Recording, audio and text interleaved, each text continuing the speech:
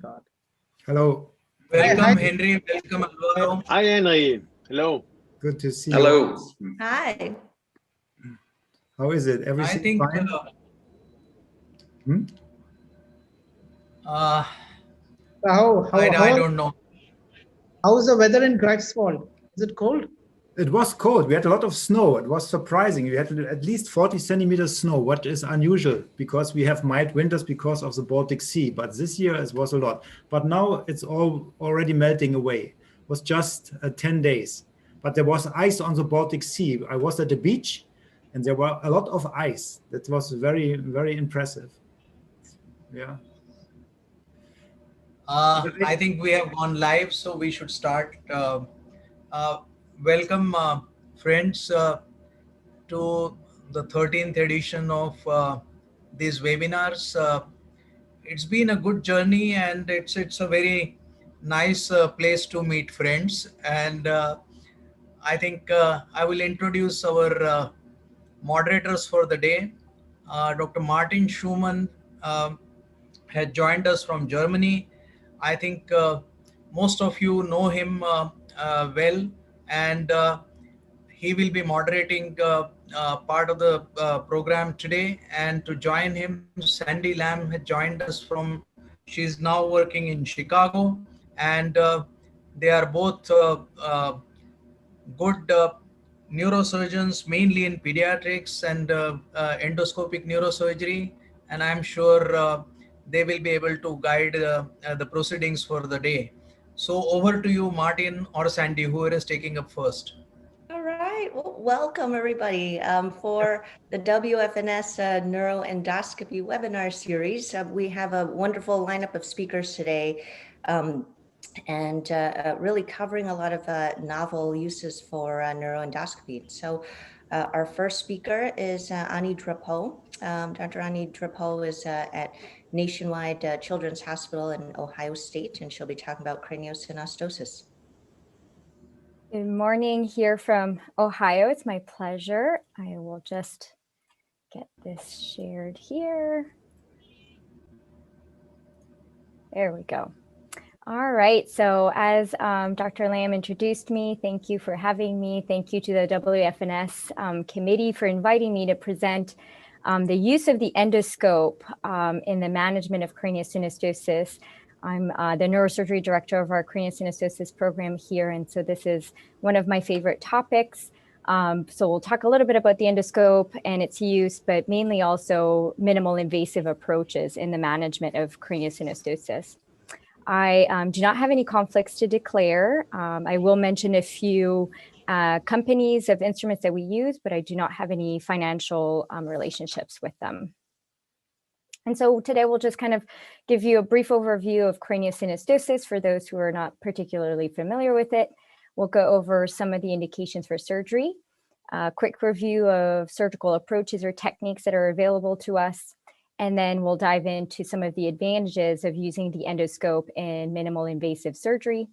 And then some of the disadvantages or mainly controversies that people are concerned with related to minimal invasive approaches. And so craniosynostosis is a disorder of premature fusion of one or more sutures of the skull. They occur in about 1 in 2,500 live births. And really what happens is that the normal skull growth, which happens perpendicular to patent sutures, is no longer capable of happening because the suture is fused prematurely. And so this leads to different abnormal head shapes, and then it is believed to cause craniocephalic disproportion, which can lead to increased intracranial pressure. Craniosynostosis is generally divided into two broad categories, which helps us guide our management. And so they can either be isolated or non-syndromic, or related to a genetic syndrome, which in that case will be associated to other congenital abnormalities, mainly the midface or limbs. And they can involve either just one suture or multiple sutures at the same time. So I'll show you a few examples just to refresh your memory in terms of the different types of synostosis that we can have. For example, it can involve here the sagittal suture, which can lead to a long and narrow head shape with frontal bossing and occipital bossing called scaphocephaly. The metopic suture will lead to a triangular head shape with hypotelorism and called trigonocephaly. Unilateral coronal will usually cause anterior plagiocephaly, and then the typical deformity called harlequin deformity, where there will be brow protrusion and a asymmetric brow.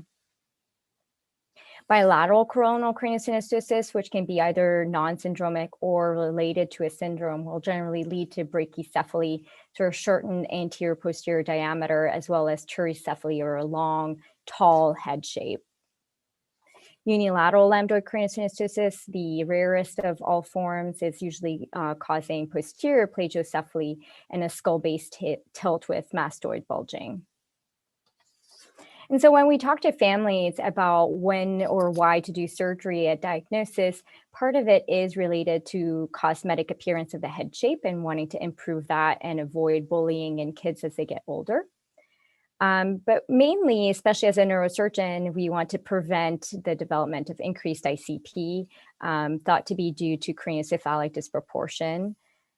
When it comes to the role of surgery in improving or preventing abnormal neurodevelopmental outcomes, that remains controversial, and we'll dive into that topic a little bit later as well. And then there can be many other reasons to recommend any of the different surgeries that we do for children with craniosynostosis, mainly like obstructive respiratory issues or potentially needing other types of neurosurgical interventions such as hydrocephalus or cerebellar tonsillar ectopia that can sometimes be associated with craniosynostosis. Here, just a quick brief overview of the history of craniosynostosis. It has definitely evolved over time, and initially in the 1800s, this procedure or procedures for craniosynostosis were abandoned due to very high rates of mortality. In the mid-20th century, societies like the International Society for Craniofacial Surgery, which is dedicated to craniofacial disorders, really led in terms of developing multidisciplinary teams. And so the expertise of plastic surgeons, maxillofacial facial surgeons, and neurosurgeons came together to develop a multitude of different types of approaches, but mainly open total vault or modified versions of vault reconstructions. And we owe Paul many of our instruments that we use for craniosynostosis as one of the pioneers. And then in the 90s, the famous duo of Dr. Jimenez and Dr. Barone really introduced the use of the endoscope to do a very minimal strip craniectomy to unlock the skull. And this led to helmets and springs and distractors being developed to help and be an adjunct to this minimal invasive approach. And then since then, multiple series of hundreds and hundreds of patients being treated with this approach have been published. And so really we can divide our surgical options into two main categories. The first is either endoscopic assisted, or some will call minimally invasive, which is done generally in younger patients, usually between 2.5 months to maximum of 5.5, 6 months, depending on which adjunct is used to help with the strip craniectomy, either a helmet or springs. And then in the open cranial vault repair, like I said, there are many different types of approaches that can be used, will be tailored to the type of synostosis involved, the patient's age, or any other conditions, and generally will be done after 6 months of age. Most people will try to do it before 1 year of age. And many factors will influence which option you choose, like the age at the presentation, the type of suture involved, if there's a syndrome or not, family preferences, and any other type of comorbidities that the patient could have.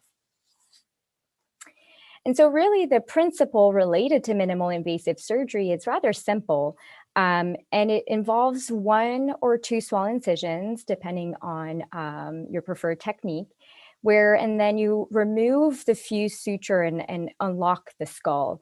So you perform a narrow strip craniectomy of the fused suture.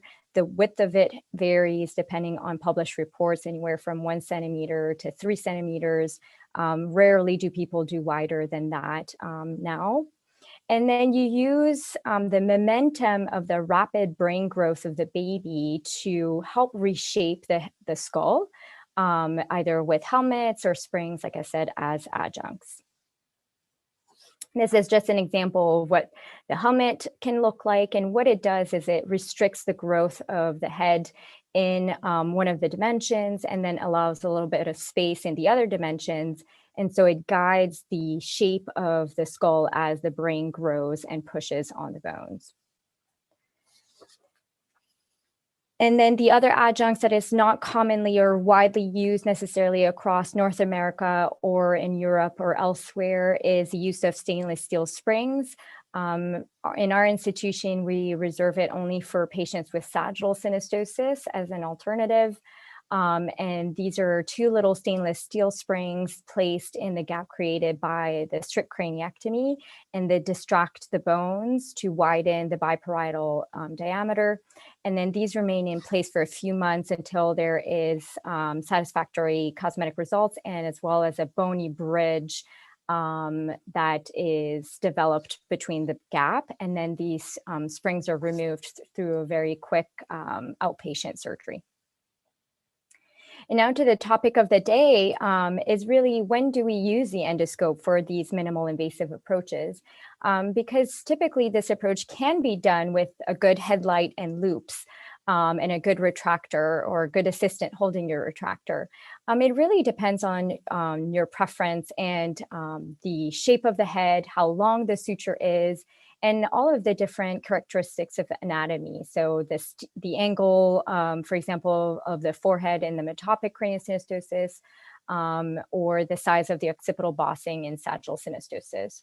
The endoscope has definitely been very, very helpful, and that is what has developed this technique, is mainly because of the better light, better visualization, and people can use even the endoscope to help strip the dura from the bone overlying it, and making sure that you visualize the dura and the veins for better coagulation and hemostasis. Because typically any of the approaches that you do or any of the sutures involved, you'll be crossing an important dural venous sinus, and thus can lead to pretty catastrophic hemorrhage if there's an injury to the dural venous sinus during your dissection. And so this photo here, published by a series in 2013 showing their use of the endoscope in sagittal synostosis, is just an example of, here they use 2 incisions, 1 on each end of the suture, and use the endoscope for a better visualization of their scalp dissection. And then they place the endoscope later on into the epidural space to provide better visualization of the dura. But really, whether you use the endoscope or not, what has changed or made these minimal invasive approaches safer and more efficient is the use of different instruments that provide a easier, faster, and safer cutting of the bone, such as ultrasonic bone cutters like Sonopet, or piezoelectric instruments, as shown in these pictures. And the use of hemostatic agents really has provided a very safe and efficient way to do these surgeries. And I'll show you just an example of our approach with metopic synostosis, where we either use the endoscope or loops and headlights.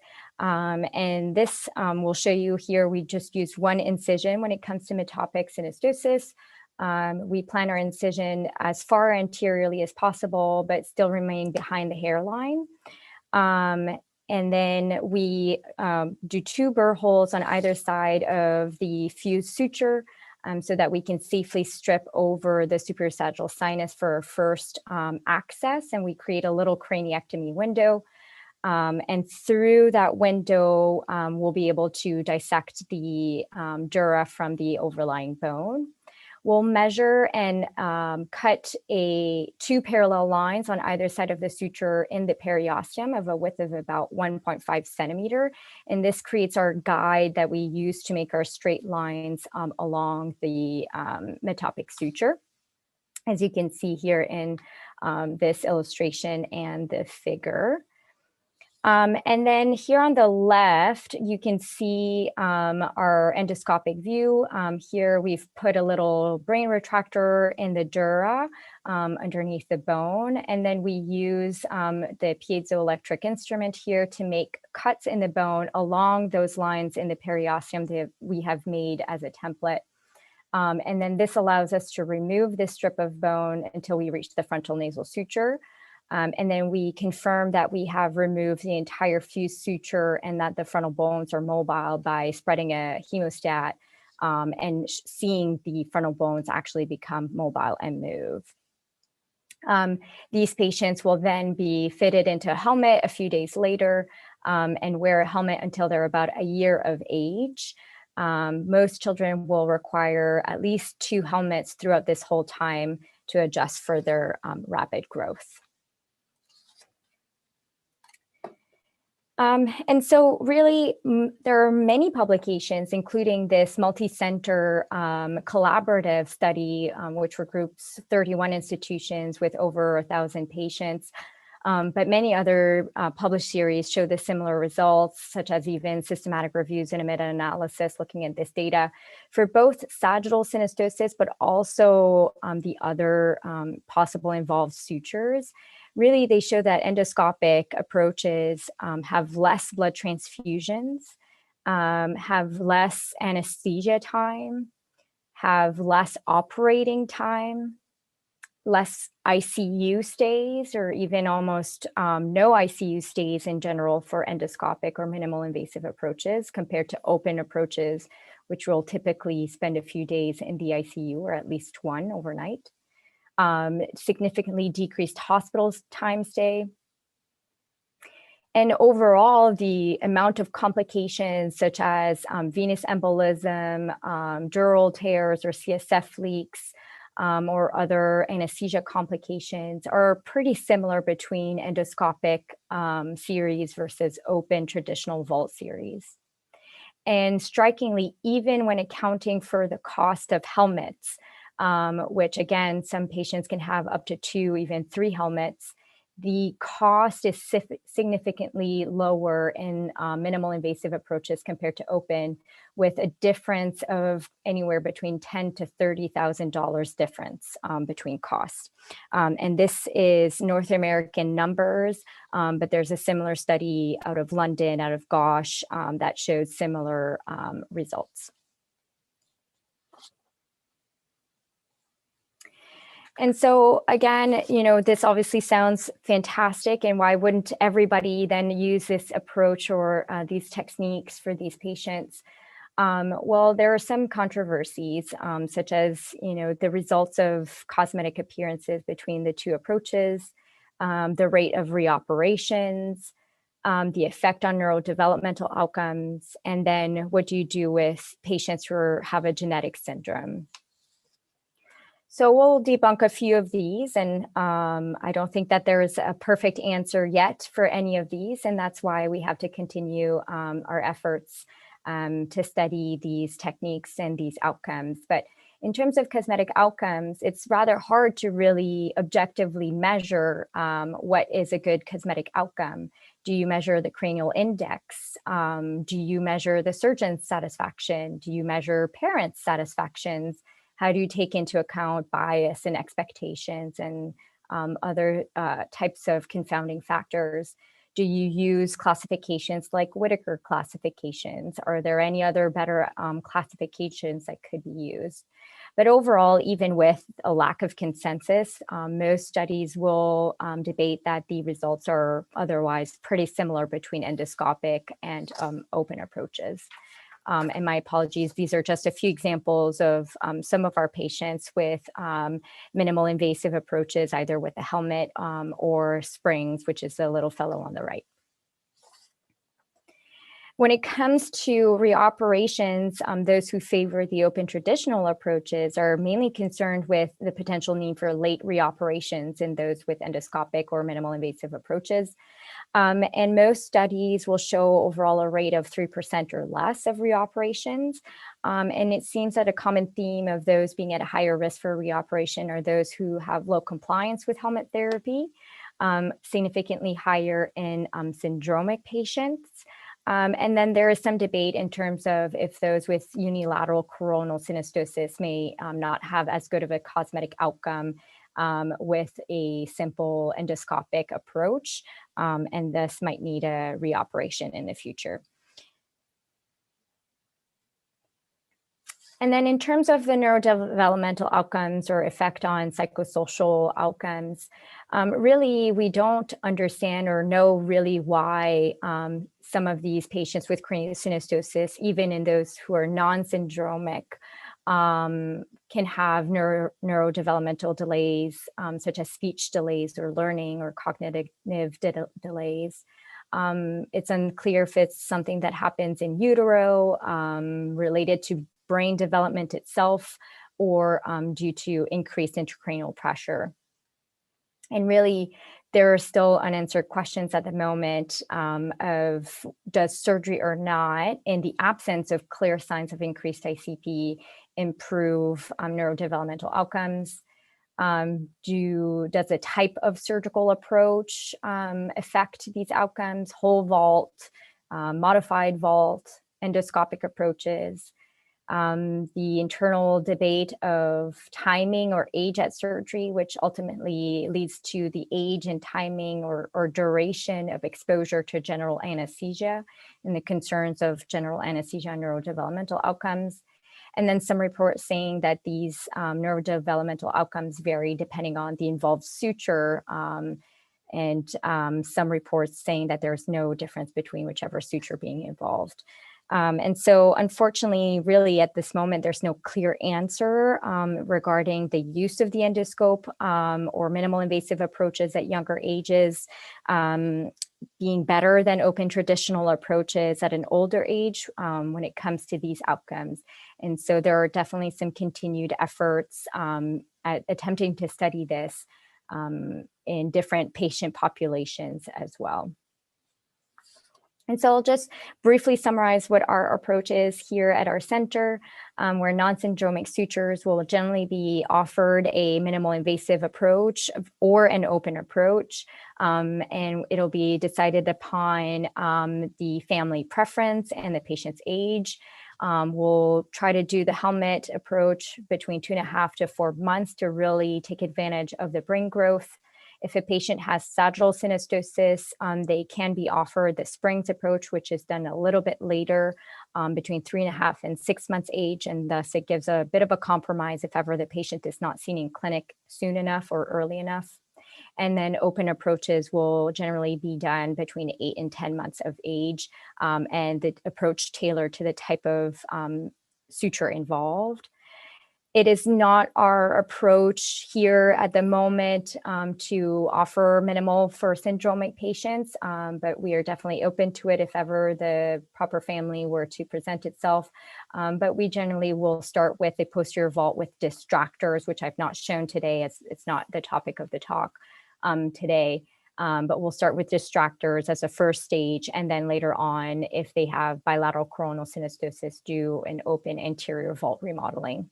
And then obviously we will take into account many other exceptions or factors like late diagnosis, if they have recurrence, if they have a form of Chiari 1 malformation or cerebellar tonsillar ectopia, or hydrocephalus, and our surgical plan will adapt depending on if any of these exceptions are present. And finally, I'll just leave you with, some of my thoughts regarding to this. My main idea or main thought, or what I definitely always highlight, is the importance of having a multidisciplinary management, and always communicating and working well with your plastic surgeon or craniofacial surgeon, whichever approach that you use. And developing a really good relationship with pediatricians or primary care providers so that they can refer patients early on and you can make a diagnosis early on. There are some clear technical advantages to minimal invasive surgery and endoscopic approach. In my opinion, in our results and based on what is available in the literature, there are comparable cosmetic outcomes. And I think that we still need to keep an eye and contribute to research on the effects of neurodevelopmental outcomes and psychosocial health in relationship to type of approach and timing of these surgeries, as this remains still controversial. And just knowing or counseling with your families if ever you offer an endoscopic or minimal invasive approach to patients with syndromic craniosynostosis, that they are potentially at risk of higher rates of reoperating in the future if you offer a minimal approach. I'm open to any questions. This is my husband and I enjoying the Columbus team winning the North American Major League Soccer Championship this year with our hospital logo on it that we were sponsoring. And then some of our fellows and residents and some of my colleagues here at Nationwide Children's just to finish off the talk today. So thank you very much, Annie Drapeau, for this nice overview on the possibilities of endoscope-assisted strip craniectomy. Sandy, any questions from your side? Annie, you had said that the syndromic population, you haven't started with endoscopy yet, mainly for timing. Also, do you have considerations of the abnormalities underneath, like in terms of like the dura typically being thin or just, you know, not as durable for the endoscopic dissection? Would you worry about, you know, higher risk of CSF leak there? Absolutely.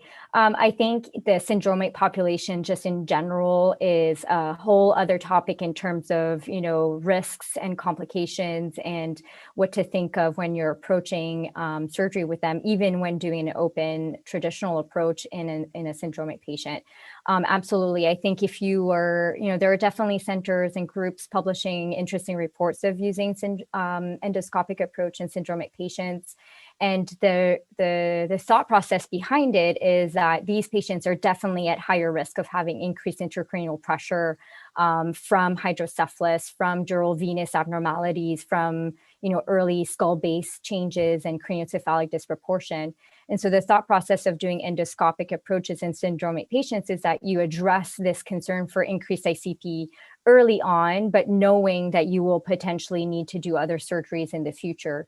But yes, I think, you know, if you are using a minimal invasive approach or the endoscope, knowing what the venous anatomy is in that particular patient and location, any abnormal skull grooves, you know, just being aware of what that anatomy looks like, and then being ready and having the tools and the skills to handle and repair a dural venous injury in these patients, I think that is critical.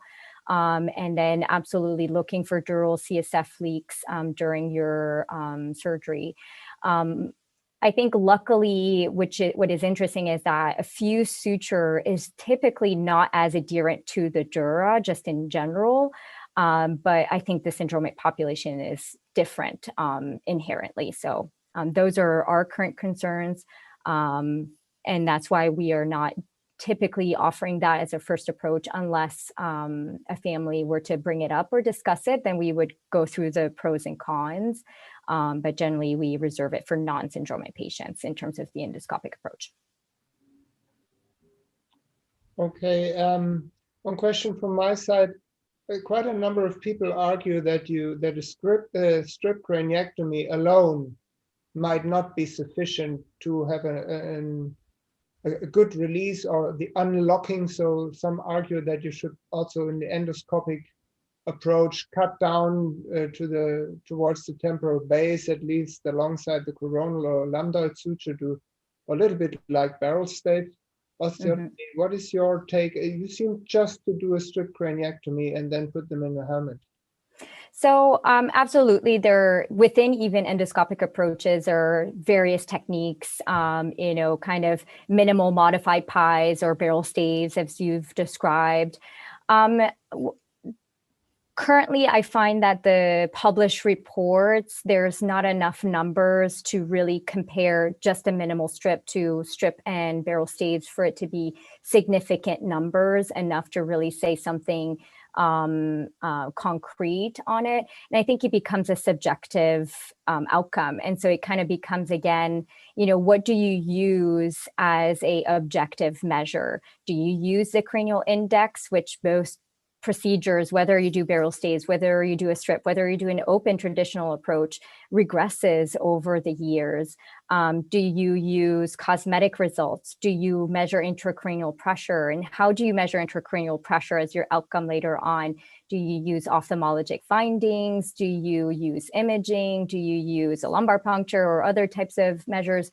And so I think when you come down to these technical variations of adding a barrel stave or not, how wide do you do your strip? Do you use other adjuncts?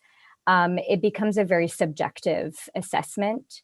And so until there's more concrete evidence, right now in our hands, we don't really see the value of adding a barrel stave and seem to have good results just with a strip, mainly also because we have a really good orthotic. That's also another thing I didn't mention is developing that relationship, whether you manage the helmet in your institution or you collaborate with an external orthotic person, somebody who knows how to shape these helmets and monitor the progression of the head shape and compliance from the parents. I think those are the keys in terms of ultimate good results with this approach. Okay, thank you very much. Thank you.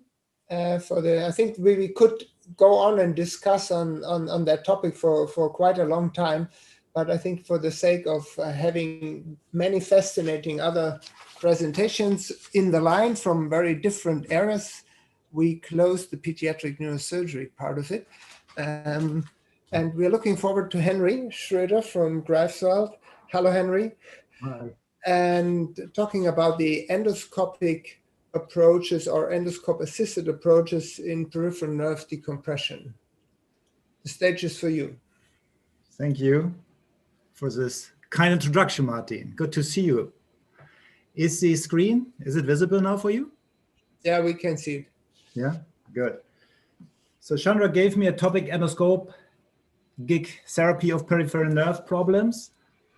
And as in many fields, endoscopy is used also to minimize the discomfort for the patient. And I would like to talk about the carpal tunnel and cubital tunnel. That is where I can tell you something about our experience. So the carpal tunnel syndrome is very frequent, you know that. There's a high incidence and prevalence. Females are a little bit more frequent involved in this problem. The typical symptom is brachialgia paresthetica nocturna, so the nocturnal pain. The patients complain of paresthesia, the whole hand sometimes extended into the forearm, and it's really disabling. And there is a test, what we use, it's a motor latency, so stimulation of the nerve, and then we record the motor potential.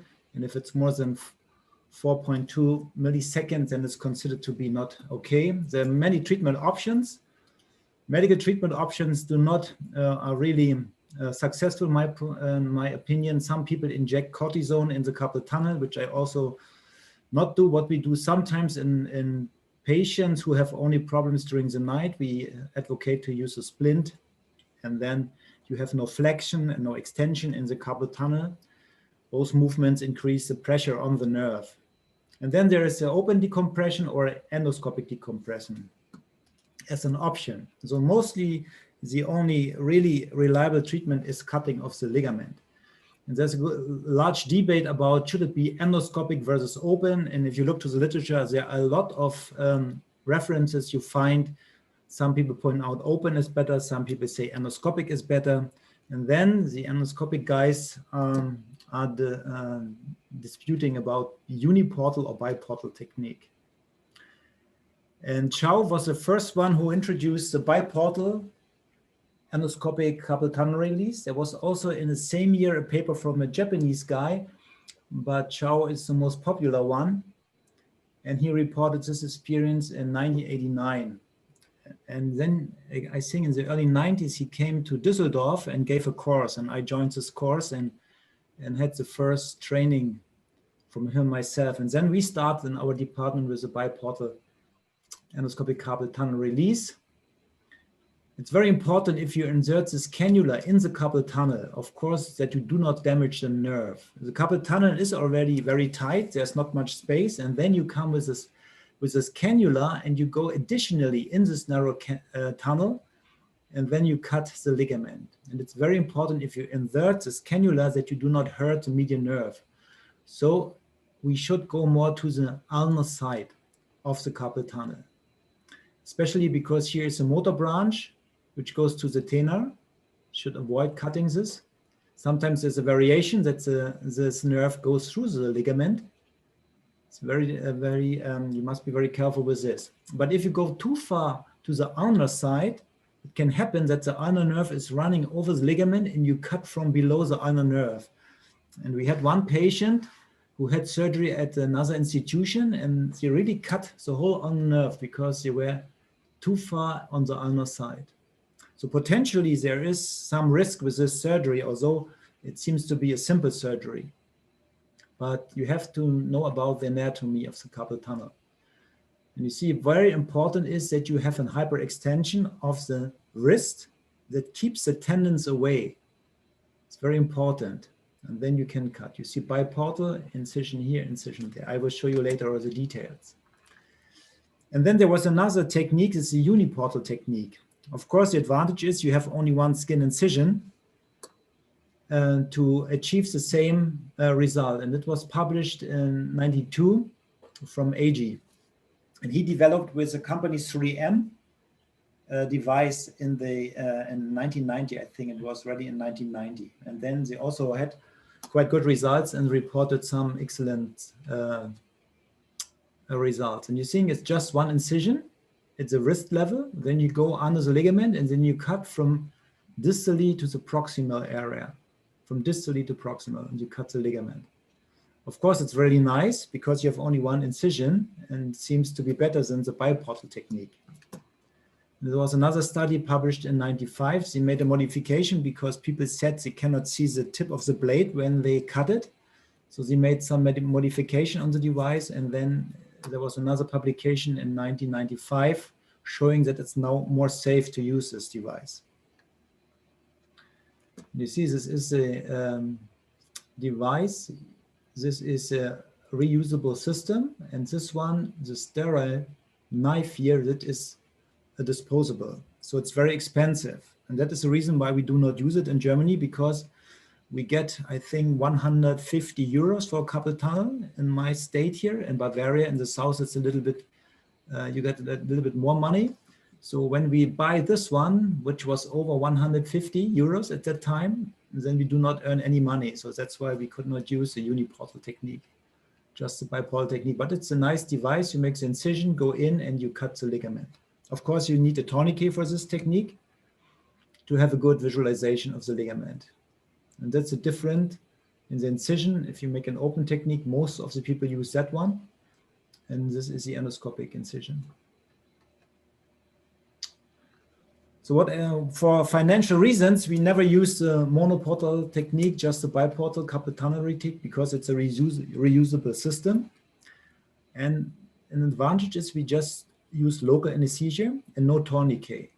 And we want to have the collaboration of the patient. So if we touch a nerve, we want to get a signal from the patient saying, oh, there's a problem in my fingers. And then we know we are too close to the nerve. So it gives you more safety. We do not need much. What is important is a slotted cannula. This is a cannula here. This is a slit and the trocar inside, and this is inserted. And then we use a dissector to clean the ligament from soft tissue. And then we have a lot of cottonoids to clean the lens. And because we have a biportal technique, that is possible. In a uniportal technique, it's not. And then a 30-degree endoscope looking upwards.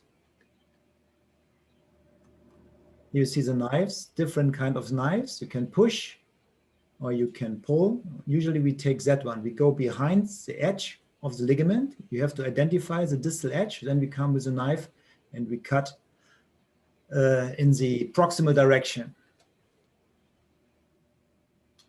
So again, very important that we have an hyperextension, and then we go in with the knife. So the endoscope comes from the distal side.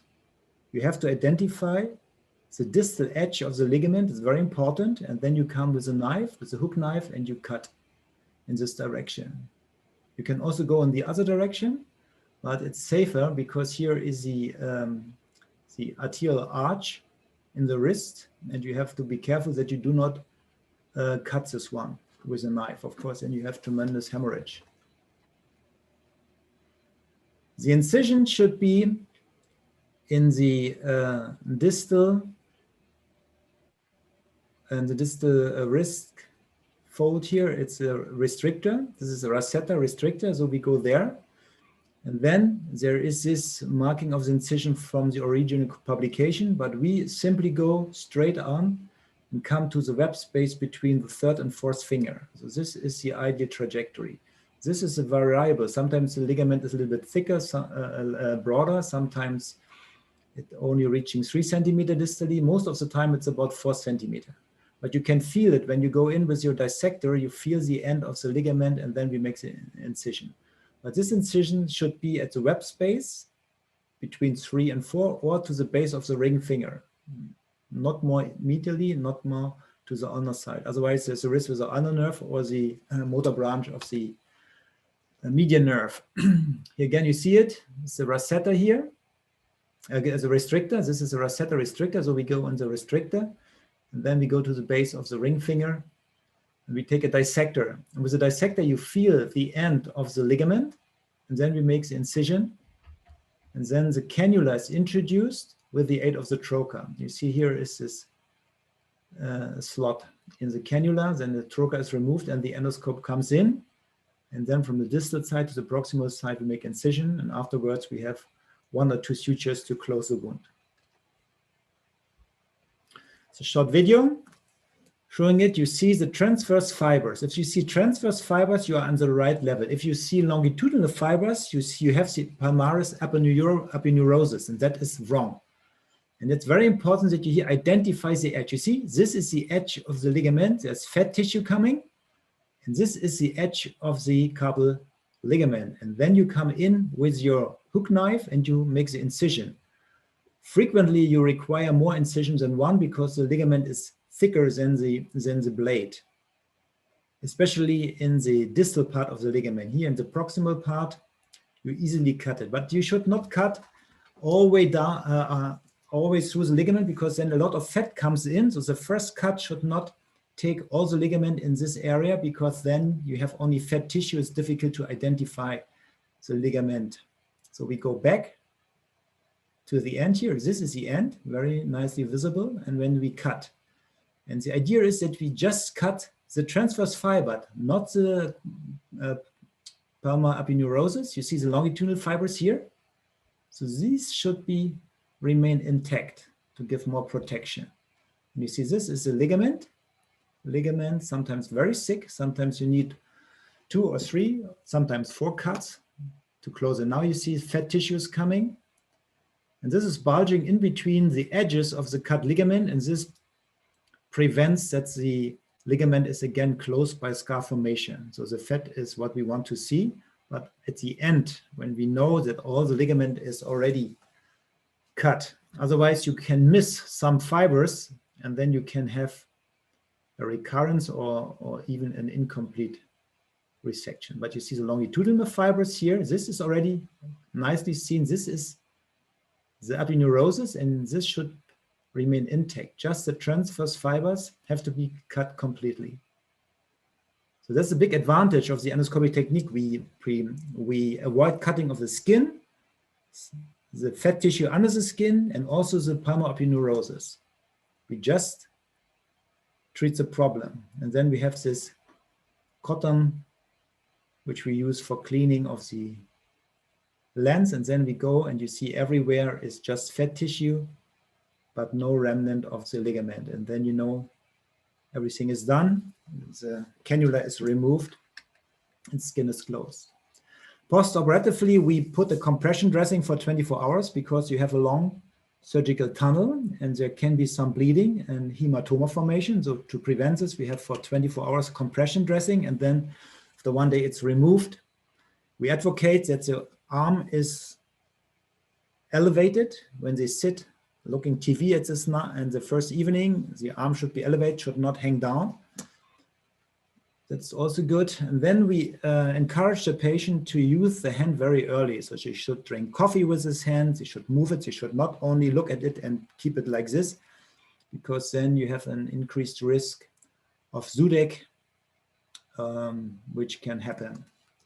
And then after 10 days, we remove the stitches and we see the patients usually after 3 months. And we also ask for an ENG to look whether the motor latency has improved. And we published our results of 411 procedures in neurosurgery in 2006. In 77 patients, we had bilateral surgery, but not at the same time. We always make one hand and then the other one later. Most of them were females.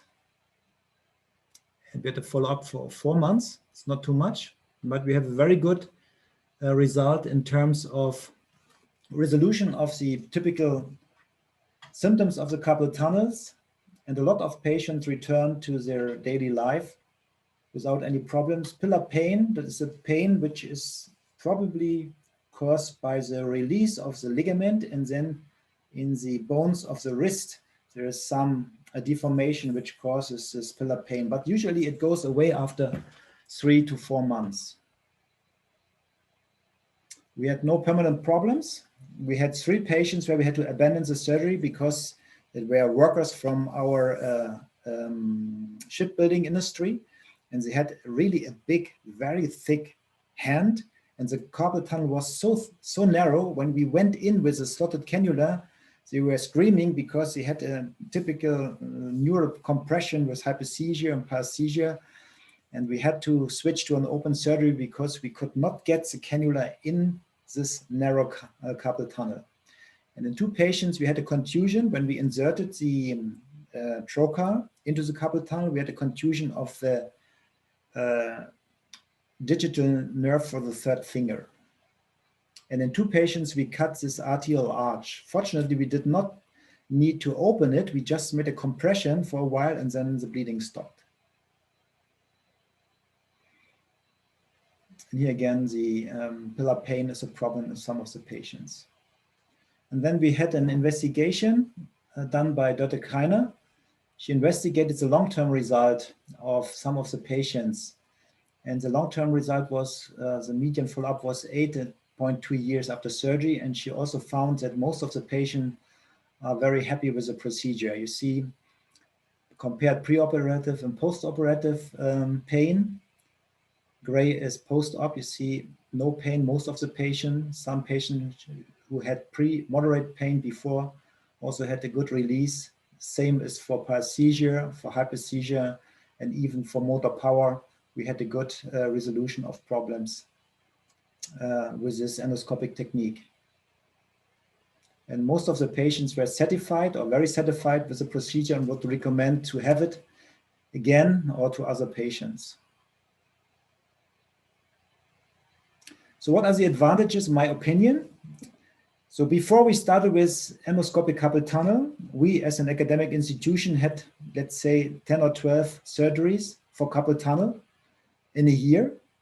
And after we had this endoscopic technique, and we were the first in my area, we had over 100 carpal tunnels a year, because all the patients and all the doctors and private practice sent the patients to us because we were the only institution who offered endoscopic technique, and it's very well accepted by the patients.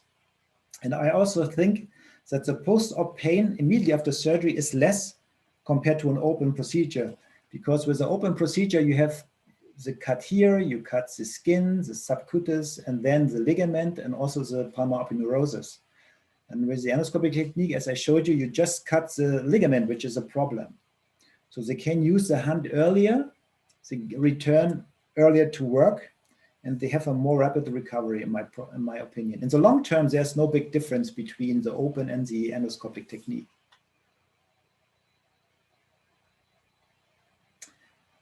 The disadvantage is that there is a higher risk potential. If you do not take care, it can happen that you go on the wrong level. I have seen recurrent, so-called recurrent cases where they just went with the slotted cannula below the palmar aponeurosis. So they cut the palmar aponeurosis, but not the ligament. The ligament was down and they didn't see it.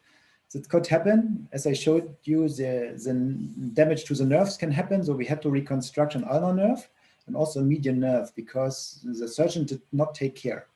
You have to see the transverse fibers. And if there's a lot of soft tissue from the tendons over the ligament, you go out with your cannula again and you take a dissector and you really scrub over this transverse fibers, and you feel it. It's like a washboard when you go over with the dissector, go in and out, and then you can clean it and then you cut. You should not cut if you see not the typical transverse fibers, and there's something in between the knife and the ligament, and this is potentially very dangerous. There's a higher rate of incomplete releases if you do not identify the distal edge of the ligament before you cut. If you cut before, all the fat comes in, and then you have no chance to identify it again. It's very difficult. And then, of course, with the open technique, it's much more, much easier to prevent this. So you have to have the right endoscopic technique and take the precautions. Of course, the equipment is more expensive, especially the single-use one for the uniportal technique. And of course, no nerve inspection neurolysis is feasible. You have to be careful with anatomical variations. Sometimes there is a connection between ulnar nerve and median nerve. Sometimes also the motor nerve for the tena goes through the ligament. You have to look very careful. If you see some nerve structures there, you should not cut, of course. So if you take all together, the endoscopic carpal tunnel release is safe and effective. The results in the long term, I think, are similar to open technique. Although there's also a lot of debate about it. It should not be used for recurrent cases. And of course, you should not use it if there is a pathology in the carpal tunnel. For example, thickening of the tendons or something like that. And if you have problems, for example, the tunnel is too narrow, then you should not hesitate to change to an open technique. And there was a meta-analysis published but there are a lot of meta-analysis. This was published in Hand in 2012, and they found that this endoscopic release is superior to open release if you have experience. But there are also a meta-analysis showing that there's no difference, and there are still people who advocate to make an open surgery because it's safer, and especially if you have not a lot of experience with endoscopic technique. And then finally, in the long term, there's not big difference. But for us, the endoscopic carpal tunnel release is still the first choice. Of course, not if you have the thickening of the tendons, what you see here. Then, of course, tendon vaginitis, you should not use an endoscopic technique. You have to remove that in an open technique, of course. So now I want to come to the carpal tunnel syndrome. It's the ulnar nerve entrapment. It's the second most frequent nerve disorder. And the cubital tunnel extends from the ulnar sulcus, from the medial epicondyle to the olecranon. There is a fibrous bands, and they extend a long way down on the fascia, and then they go deep down in the deep fascia between the flexor carpi ulnaris heads. And this should also be released. Sometimes this area is also involved. And that was the idea by some people, because they say, we have seen ulnar nerve compression not here in this carpal tunnel, but 12 centimeter distally. Here even we found some problems, ulnar nerve compression. And that's why they developed the endoscopic technique, because with an open technique, you open this area, you can take an hook and go further down here, but you cannot go 10 to 12 centimeter distally. If you look to the surgery for ulnar nerve problems, there is a decompression, was first described by Final and Stratford in 1958. Then later on, it was switched to intramuscular or submuscular transposition. That was the surgery what I learned when I was a resident.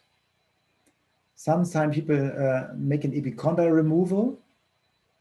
They took the nerve, they removed the condyle, released the nerve, put it medially, and then they fix it again with a screw. That's of course not a good idea because it causes a lot of pain. And then there was endoscopic management, which was described in the mid of the 90s. This simple decompression means that we just cut here this epineurosis from the cubital tunnel as far distally as you think it's compressing the nerve. Mostly the most severe compression is just here in the sulcus or a little bit distally. So that is the technique what we use. The incision is around 3 to 4 centimeters from the epicondyle distally. We identify the nerve here and you see all the fibers over the nerve, and then we cut it in this direction and this direction. Frequently we use a Langenbeck hook to lift up the fascia, and then you cut under the skin at least 3 to 4 centimeters until you find that the nerve is completely released. And we also go a little bit more proximally to have a good release. And then we check, we bend and extend the elbow to see if there's some subluxation. And to prevent a subluxation, we never do a 360 degrees dissection of the nerve, what we did formerly. And if there is some thickening, you can cut the epineurium, but we make not a neurolysis. It's not required. It only causes fibrosis and adhesion of the nerve later on. So just decompress it. So we compared the earlier technique of anterior transposition of the ulnar nerve with a simple decompression. So it was a prospective study, 16 anterior submuscular transpositions and 17 simple decompressions. So follow-up was long, 5 years. And then we found that 10 of 16 had a complete resolution of the symptoms in the transposition group. And then we had 11 of 17 complete free of symptoms in the decompression. So quite similar results. And that's where the conclusion is. We have the same outcome. That's why we should use the less invasive simple decompression technique. That is what we do now. Very rare that we make an anterior transposition, only if the sulcus is deformed by a form of fracture or other problems, that there is some thing which is not okay in the sulcus of the ulnar nerve. Then we make a decompression. Or if you have a subluxation over the epicondyle, medial epicondyle, then also we make a transposition to avoid this pain if the patient is bending the elbow. And then we tested the endoscopic release of the carpal tunnel because I myself, I was in doubt that it's really necessary and useful. But there were some reports in the literature showing that there were good results, better outcomes than what we expect with a simple decompression. You know, the outcome in the decompression of the ulnar nerve is not as good as for the median nerve in the carpal tunnel. So there must be a reason for that. And Hoffmann, he described in his series of 75 patients that they make a long nerve release and they found distal problems in the cubital tunnel. And they had a very good outcome, 93%, 95%. So better than what we have with the standard technique. But we should never doubt what people say, but we have to test ourselves. That's why we make an endoscopic technique. This is a technique which is developed by Hoffmann. You see there is a kind of spatula where you can elevate the skin and the fascia, and an endoscope is inverted here. You can go under direct vision and you see the fascia of the forearm. You can cut it and then you go to the deeper fascia and cut it as well. So not much what you need. The incision is small. Just here is the medial epicondyle. We go in and then we go in that direction, that direction. First we identify, of course, the nerve, and then we go in, and you see we can go far up here with the endoscope, 10 centimeters distally or more even. So it's a little bit, it's not very focused, the image, but you see here's the light of the endoscope, so it goes far distally. And then we close it with the stitches. And that was a nice study. It was a double-blind study. So our investigator did not know what kind of surgery we did, and also the patients did not know. So it was really a kind of double-blind prospective evaluation. Short video, how does it look? Is of course a tourniquet is used, and you see this is the spatula, and you see the fascia of the forearm. It's kind of speculum. And then we come here with our endoscopic retractor, and we cut the first layer between the on the muscles. Then we go down to the ulnar nerve and follow the ulnar nerve deep in between the bellies of the flexor carpi ulnaris, far distally, and cut all membranes what we see. But we have never seen a distal compression. It's a compression which, in our opinion, was relevant, was always 3 to 4 centimeter distal from the sulcus, not more.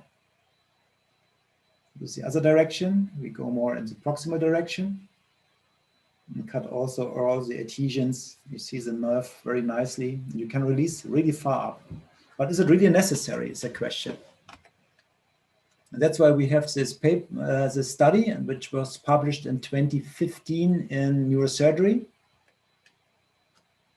And we have the endoscopic group, the open group, and you see the results. Excellent, long-term 22, excellent 19. So the results pretty the same regarding the problems. Wound pain in the endoscopic group, not much different. But we had hematomas. We had 7 hematomas in the endoscopic group and just 1 in the open group. And that's the problem. You make a long surgical tunnel, you cut a lot of tissue, which is, in my opinion, not required to deal with the problem. And we had also problems with the wound healing in 3 patients here and just 1 in the endoscopic use. That's why I think the endoscopic technique shows no additional benefits to open surgery. And that's why we still advocate the simple decompression from 1958 from Feindl. That I think is completely enough. Thank you for your attention.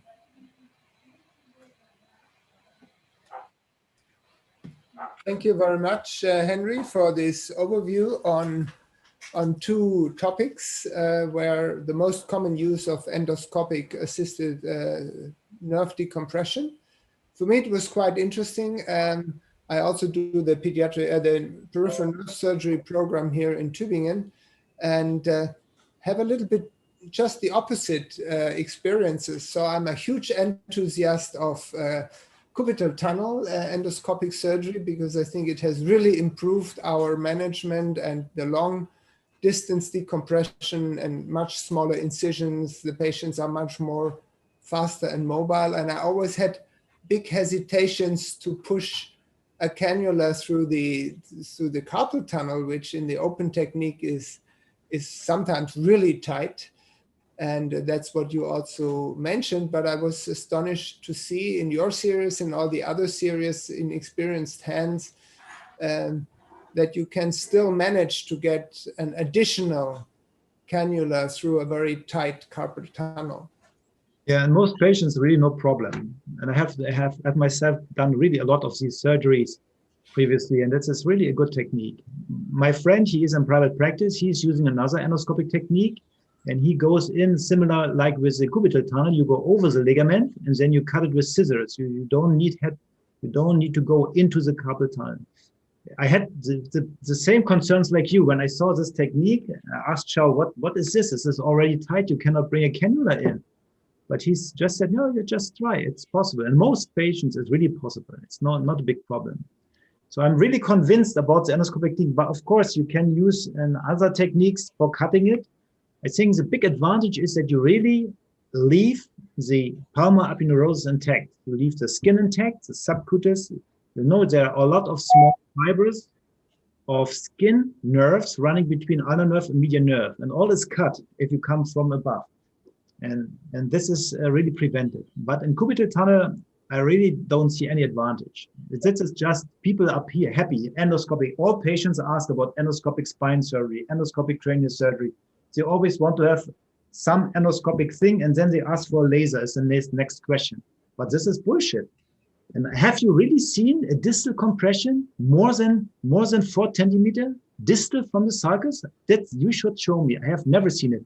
If you push this spatula inside, all the membranes which are loose come tight because you bring something in, and then it looks sometimes there is a little bit tight or strangulation, but it becomes because you bring in this the spatula thing, and this stretches everything. But I have never seen a distal compression.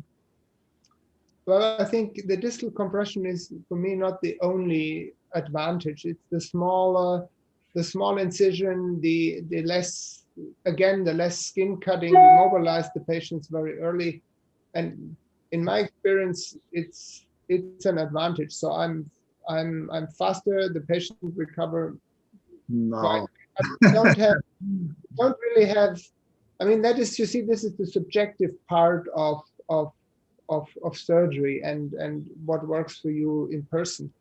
Yeah. I have two questions for the carpal tunnel. So what is the learning curve and what is the time? So for an open carpal tunnel, it takes you 10 minutes skin to skin in the endoscopic technique. How much time does it take you, and what is the learning curve? It was always said that the learning curve for carpal tunnel is flat in the beginning. What is your experience? Yeah, it's difficult to say. You know, now the carpal tunnels are frequently done also by our residents because they need it for their board certification, and we make only endoscopic. So that's why it takes a longer time. Of course, it can take 20 minutes, even half an hour. Because sometimes when they do not take care and they cut too far with the first cut, there's some blood vessels, and you always have blood in the tunnel, and you have to clean it with these cottonoids. And this can take some time, of course. But I would say you should have done 20, then I think it is okay. Not like Asmus was saying you need 1,000 to be good in carpal tunnel. I think a little bit less is enough. Okay, we have one guy who makes, he had done, I think, 30,000 carpal tunnels, and he said we need a high number to be comfortable with carpal tunnel. But what the next question was? The learning curve? We have to actually stop. It was a great discussion, but we are running behind time. Yeah. And we still have 3 very nice talks. So I would like to ask Sandy to introduce our next speaker. Oh, thank you. Our next speaker is Stefan Wolfsberger from Vienna, an innovative neurosurgeon, just delightful, outside of the box thinker. And he'll be talking to us about 3D neuroendoscopy. We can't wait, Stefan. So thank you very much, Sandy, for this nice introduction. So can you actually see my screen with 3D neuroendoscopy? Yeah, we can. Perfect. So this is a very tough topic. And you know why? Because I cannot share any 3D pictures with you on a 2D presentation. Yeah. So this was, I think, the biggest problem when preparing this talk. But already on the first picture, it should show you there's something different. There's something, we're creating depth. If you look on the screen of this, one of the first 3D endoscopes for pituitary surgery. So let me share my experience, and I have to tell you I'm very biased. 3D photography is my great hobby. I'm even on the skiing slope with a 3D camera on my helmet, and I'm going through the jungle with 3D cameras. So I'm biased. These are my conflicts of interest. So why do we want 3D? Not only because we're addicted to it like I am personally, But because I think we exist in 3D space, and well, let's be honest, our senses are geared towards 3D. And our depth perception enhances our orientation. Just close one eye, look out on the street, and imagine you drive a car. It is possible, but it is much more difficult. So all our visualization devices for neurosurgery have ever since employed 3D. Let's think about our operating loops, our microscopes, now our new exoscopes, the Orb Eye, for example, from Olympus that we recently acquired, is 4K 3D. The navigation system and angio suites, as you see on this picture here, they create some kind of pseudo 3D that you see depth. So, but what about endoscopy? Endoscopy is somehow a bit behind in neuro. So let me start off with a small study that we created in 2012, where we wanted to show that 3D visualization may be more interesting to localize gliomas than 2D. And that was very difficult. Look what we did. So this is a very typical case of a low-grade glioma with, let's say, not very easy to understand location. It's somewhere frontal, it's somewhere central, but the exact location, well, you may need a lot of pictures on your PAC system. Look at one 3D or pseudo 3D picture, 3D reconstruction. Immediately you can see that's the transition of F2 to precentral gyrus with one view. So at that time, we did a multiple choice test of 20 cases where we thought they may be a bit tricky, and we gave them to 10 of our residents. And the error rate of them was, as you can see, 21% in 2D, and they needed about 1 hour. And then a couple of months later, we gave them the same patients with 3D pictures, one 3D picture actually, like in this case here, and it took them only 8 minutes and the error rate was only 7%. So we thought that was a clear indication that 3D reconstruction may be better than 2D. So what is 3D in effect? Well, three-dimensional space means we have a geometry with 3 values that determine it. And additionally to the flat X and Y, we have also a Z. And this Z means the dimension of depth that is added in 3D. So the thing is that we also have monocular depth cues. So we only need one eye and still understand a bit about depth. And that's the relative size, for example. So if we have something close, it's bigger than if it's far. We have light and shadows. We have the perspective view. If you look on the street moving from us, we have overlap and motion parallax from moving objects. And so this is why we at all can drive a car with only monocular vision.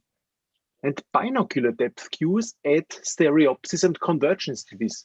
And I think we have to talk a bit about this. What is stereopsis?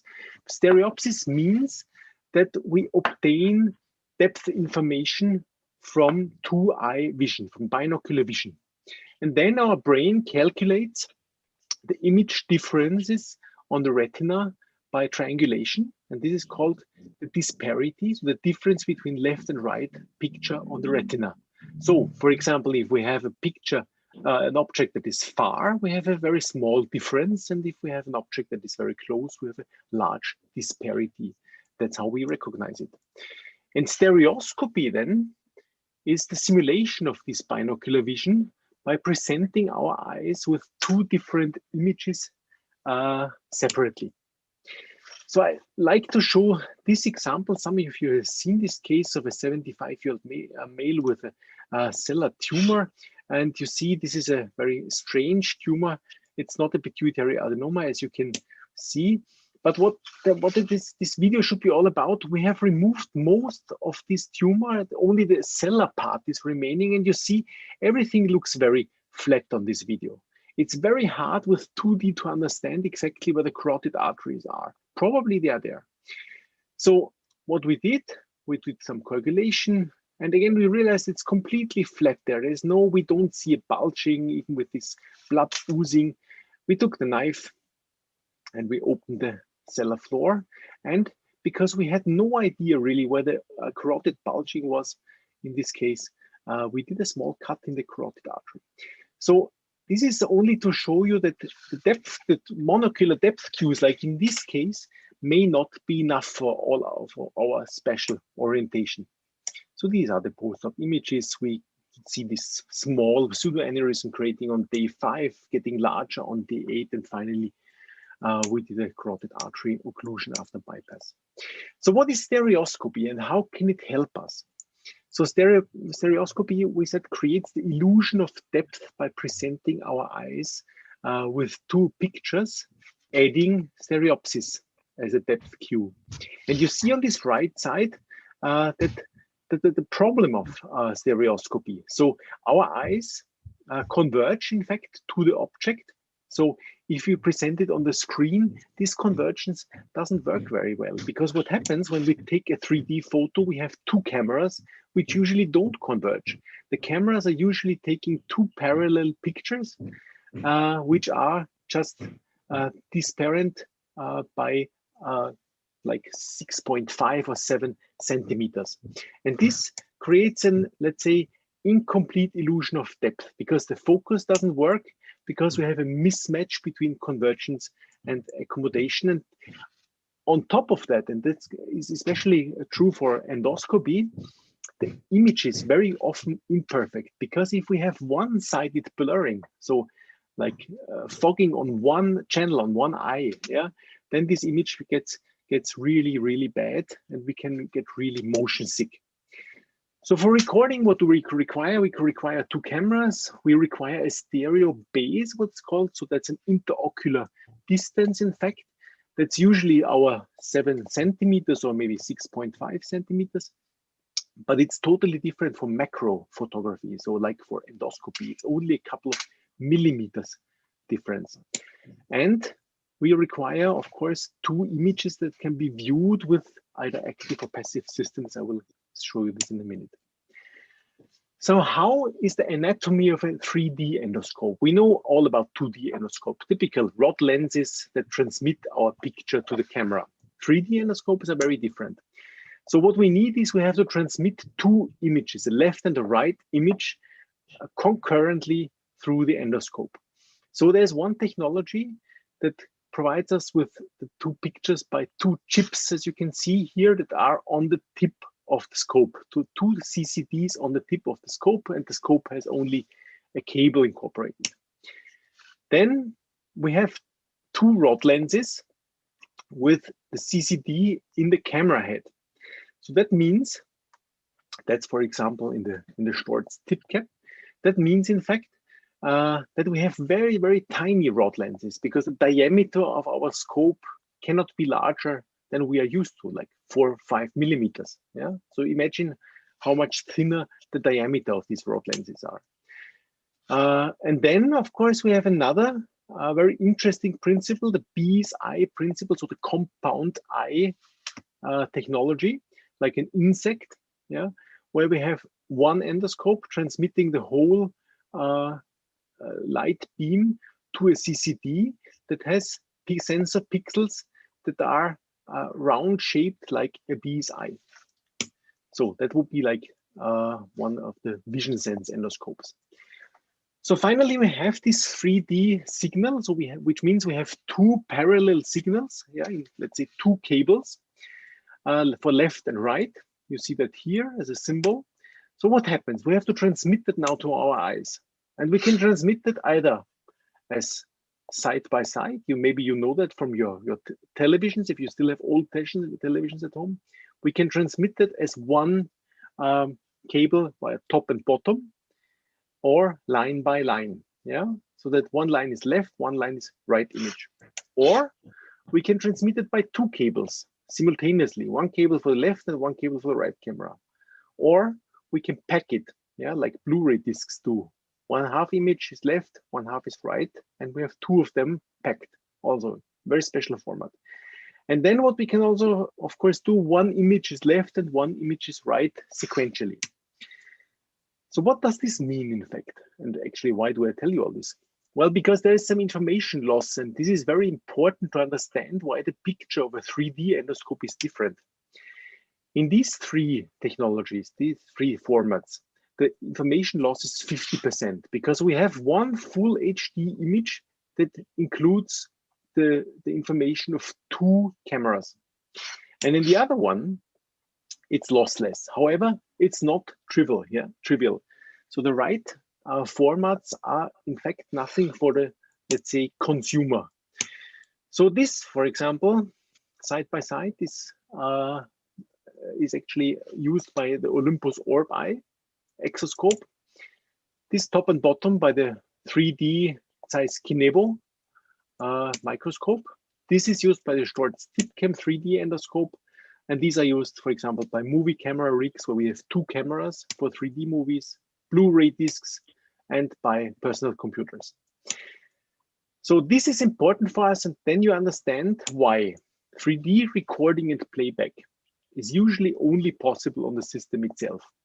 You need a very big technological effort to be able to edit your 3D picture or 3D video from your endoscopy surgery on your own Mac or PC. Yeah, let's face it, it's nearly impossible. So then how do we view 3D? There are different possibilities. The oldest one is anaglyph glasses.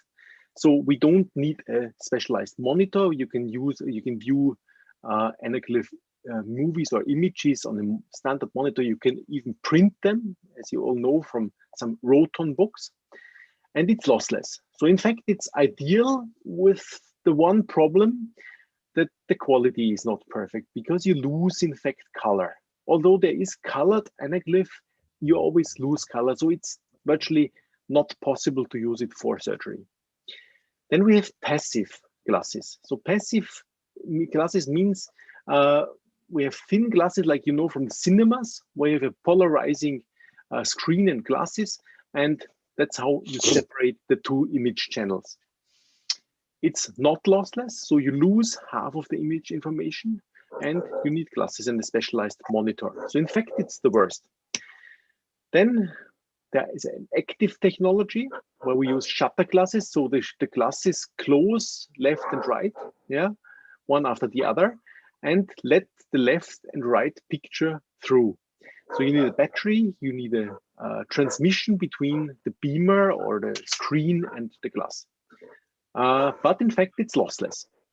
And then finally, you have autostereoscopy, which means that you don't need any glasses at all, but you need a very specialized monitor, which has a lenticular film over its screen that divides all first pictures, all even pictures and all uneven pictures to your left and right eye. So these are very uncommon, actually, these autostereoscopy monitors, and also it works only if you're at a very specialized area in the middle of this monitor. So this is what we have usually during surgery. This is also what we have for our 3D endoscopy monitors. So I would like to start and show you some technologies. So this is the first 3D endoscope that we encountered for commercial use some years ago, the VisionSense standard SD 3D endoscope called VS2, coming out from a company from Israel. You see the endoscope is very small. The endoscope camera looks even very small. Here's the chip, also very small. Here's the complete camera setup. So this has a chip, so-called chip on the tip technology. So actually there is no rod lens inside the endoscope, but there's just the cable. So all the image information comes from the chip. And it has this BI, compound eye technology, as you can see here. This was the card at that time, and this is what my initial picture was when we used this during surgery. The biggest problem of it was not that the diameter, it was really small, just like our regular Storz Hopkins lenses, but the biggest problem was it was SD. So the resolution was quite low, and this was at the time when the 2D endoscopes came out with full HD. So in fact, the image quality was so much lower that there was no real use of it anymore. The company improved the development to a 3D HD high definition endoscope, so for full HD. But you can see now the very slim endoscope has become much larger, and especially on the camera side. So this is what it looks like. Yeah, you need a specialized 3D HD endoscope that transmits the light now, but the insect eye is now inside this camera head, yeah, not on the tip anymore. So there's no chip on the tip, which we thought was very elegant. However, this is a rotatable 30-degree scope, which makes it, of course, very interesting for scalpel surgery. This is the Storz TipCam endoscope that we have since last year, additionally to the regular 2D HD endoscope. Again, you see it's quite small setup, also 4 millimeters thin. This is what the tip looks like. But what you immediately see is that the rods, the lenses are much less lower in diameter than with a regular scope. Yeah. Also, there's a 3D optics that you can change, like 180 angle. Yeah, you can turn it around, and you can imagine it's not possible to view with a 30-degree 3D endoscope sideways. You cannot turn it 90 or 270 degrees. Otherwise, you don't understand this 3D image. You would have to turn your head too. Then there's always some prototypes coming out with 3D endoscope. Here you see one from NASA's Jet Propulsion Laboratory. Kind of interesting idea. So they have a different approach. They have two apertures at the tip of an endoscope that separate the two channels, and then finally also two chips very close to the tip. But additionally, they have a movable, a steerable frontal part of that endoscope. So I think this is very interesting, and also it's only 4 millimeters diameter, but as far as I know, it was never available commercially. And then also very interesting, and what you should not forget, there are many software packages outside coming from this area of 3D visualization in the 2010s, 11s, which generate a 3D picture from 2D. So what this system out of Taiwan can do, you feed in your 2D endoscope picture, and it changes the image to a 3D picture just from the monocular depth cues. And this works much better than you can imagine. So now comes my second question. Why not 3D? Well, it's technologically demanding and it's more expensive. And I think the most important feature is that the current 3D endoscope devices have less than 50% resolution of a current 2D endoscope, and we can see that. Yeah, although we get the impression of depth. It's very easy to get a bad 3D picture. For example, as I said, if you have blurring of one eye, of one channel, and then you get really motion sick. And also, of course, for our lectures, recording playback is only possible really locally. So what are the current disadvantages in the literature? This is a very nice review paper from Oisiko's group, who did a lot with 3D endoscopes. And what you can see, it's mostly an issue of sharpness, brightness, and image contrast. That's what I said, because the diameter is only, well, a square root, in fact, of a 2D endoscope.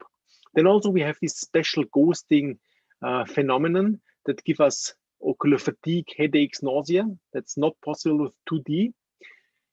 Well, they say lack of angled 3D scopes. There is a 30-degree angled scope, which is very useful, I think. But of course, it's more sensitive to soiling. So one small spot on one channel is enough, and the whole impression of 3D is lost. What are the advantages? Well, of course, it's all about enhanced depth perception and orientation. Yeah. So whatever has been reported, I think it improves orientation greatly. And this is what we also could show in our own series. So what are the clinical outcomes? So there are many low volume single center series that compared 2D to 3D, and in fact, they didn't find any consistent advantages of 3D over 2D. You find it vice versa. So this is probably the latest paper coming out of Sweden, where they compared 26 to 29 cases of 2D versus 3D endoscopic surgery, pituitary surgery. And it's a very honest paper, and that they conclude that the main advantage of this increased depth perception is in the complex extended transsphenoidal approaches. This is our personal experience. I told you Vision Sense 2 first, then we had the Storz 2D HD endoscope, and then finally now we use the 3D tip cam since last year. And honestly, I think in the nasal phase, you need 2D. It's too narrow. You get really dizzy with 3D. In the sphenoid sinus, it's perfect. You understand sphenoid sinus anatomy better than ever with 3D. And in the cellar phase, I would only use it for very large macroadenomas, extended approaches, because I think for microadenomas, for example, for Cushing microadenomas, you need to see the texture perfectly. And of course, there 3D is not as good. So we have a small project where we compare 2D versus 3D on different landmarks. Here you see the 12 landmarks. We compare these two endoscopes with a malleable suction so that we can reach everywhere with our navigation system. You see here the two pictures, the 2D HD endoscope and below the 3D tip cam of Storz, and you see the image quality difference very nicely. So here is how we do it. We generate targets and entry points, and then it shows us the difference between 2D and 3D. And it's a bit too early to present any results. So again, this is to show you the image difference. You see 2D is on the top, much sharper, yeah, more detailed picture, and the 3D is below. Of course, I cannot show you the depth perception, but even though the quality is definitely not as good. And to conclude, 3D endoscopy provides intraoperative depth perception very, very nicely. And I think it improves intraoperative orientation, which is very useful, especially during sphenoid surgery and during extended approaches. But this comes at the cost of poor sharpness, brightness, and contrast. And this is mainly due to the size limitations of the endoscope. And if improved anatomic orientation ultimately will ever translate into a more complete extent of resection and reduce the complication rates, still has to be defined. Thank you very much for your attention.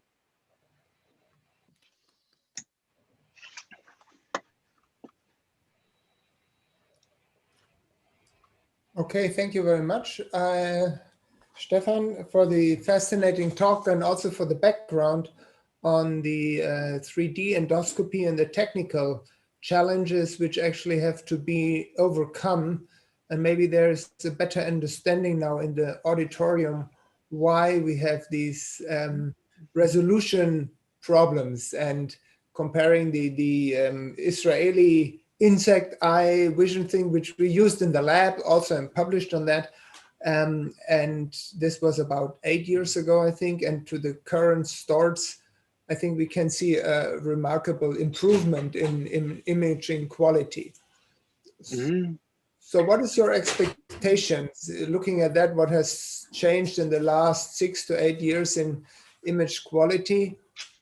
Can we expect something coming close? And next question, can we also expect something with a working channel so that we can also use this for intraventricular or narrow space endoscopy, where we actually need a all-in-one tool? Yeah, good question. Well, honestly, it doesn't seem on the horizon yet, because if you compare the 10mm Storz endoscopes, 3D endoscopes, yeah, with ours, then the image quality there is so much better. Yeah, it's just brilliant, and it's exactly what we would expect. Yeah, but of course it's much too big, and I think there is the problem. Well, the limitations of physics. Yeah, you cannot transmit the same quality of light and image through one glass fiber than through 100. Yeah. And that's the problem with the diameter. I think if ever we will have excellent quality 3D endoscope, we need something with a chip on the tip. So I'm always talking to my technicians, why not invent something with iPhone camera chip, yeah, that is placed on the tip of an endoscope, or even two of them. They are small enough for a 4mm optic, yeah. But it seems at the moment there's no real market for it, and there's no real interest of the industry for it. And I think the TIPCAM shows this very nicely. We don't have any in Austria besides Vienna. I don't know about you. Henry, have you any experience with a TIPCAM endoscope? Yeah, we have tested it. We have tested it, and it's the same feeling like you said. We did it. We did it for endonasal surgery, and then always one lens was blood on the lens, and then you always switch between 3D and 2D, and then you really get headache. Mm-hmm. You're right. When you look in the sphenoid sinus, it looks nice, especially for the students when they see it 3D. But for me, it was very unusual because I was used to have this 2D view, and for me, everything was much too deep. The cellar was a bulge. It was, I was thinking, wow, what's that? Much more what I have in my mind when I use the microscope. So it was an overestimation of depth, in my opinion. Yeah, it exaggerates. Yeah. Yeah, and what I really don't like is, and you mentioned it very nicely, that the color fidelity and the image quality is much less. So I'm still fan of the old HD camera. I even don't like the 4K because the 4K has also a problem with the red. It's too much red in the images. I think the best image is the 2D camera from Storz. That is really a brilliant image, and that is what you mentioned for microadenomas or for any tumor, where you want to see the difference between the tumor, the normal gland, and the capsule or so. It's much better with this 2D endoscope. So far I'm disappointed. Of course, we have also tested it. The vision sense I have really, I think I was one of the first who tested it, but it's a disaster. The colors were the disaster, and it's a good idea with this insect eye, but the quality for surgery, I always debated with Nelson because he made so much propagation for this image. I say, this is terrible. How can you do a surgery with it? You know, if you make something new, it's always good for you. Yes, marketing, I understand US, it's very competitive. No, this is why I really try to make you understand what the physical limitations of a 4 millimeter shaft are. So if we have only 2 millimeter for each eye, it's not half of the image quality, it's even less. Yeah. And also what you mentioned, that the distance between the two lenses is very important to have a good 3D effect. And if we have only this 4 millimeters, then they can do what they want. We will not have that what we have with the you would need to have a convergence like your eyes. But of course, this is technically not feasible. Yeah. I think even in the future, when the chip technology becomes better and better, there will still be the problem that the chips are too close together. Yeah. And actually, the question is, do we really need it if we have these HD 2D endoscopes like you were referring to, which I think is a brilliant quality, and the 3D effect comes from outside of our brain, and because we are so used to the anatomy, and I was never sure whether the 3D would really bring the surgeon to the next level. I think it's much more the surgeon and its processor capacity to that makes the difference. I don't know how you see it. But you know the difference between operating microscope for the surgeon and for the assistant, where it's only 2D. So it's a major difference. Yeah, unbelievable.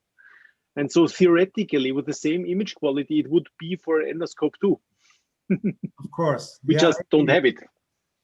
Yeah, you would never try to suture a bypass under 2D microscope. That will be difficult. I agree. But I think for endoscopy, also, I don't miss it much, especially because I think if you have this HD camera and this movement of the endoscope in and out, you have a kind of pseudo 3D impression. This is motion parallax.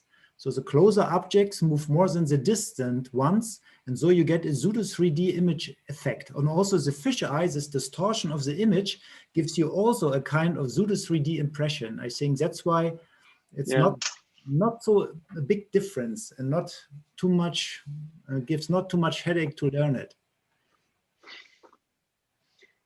Okay. Sarat, yeah.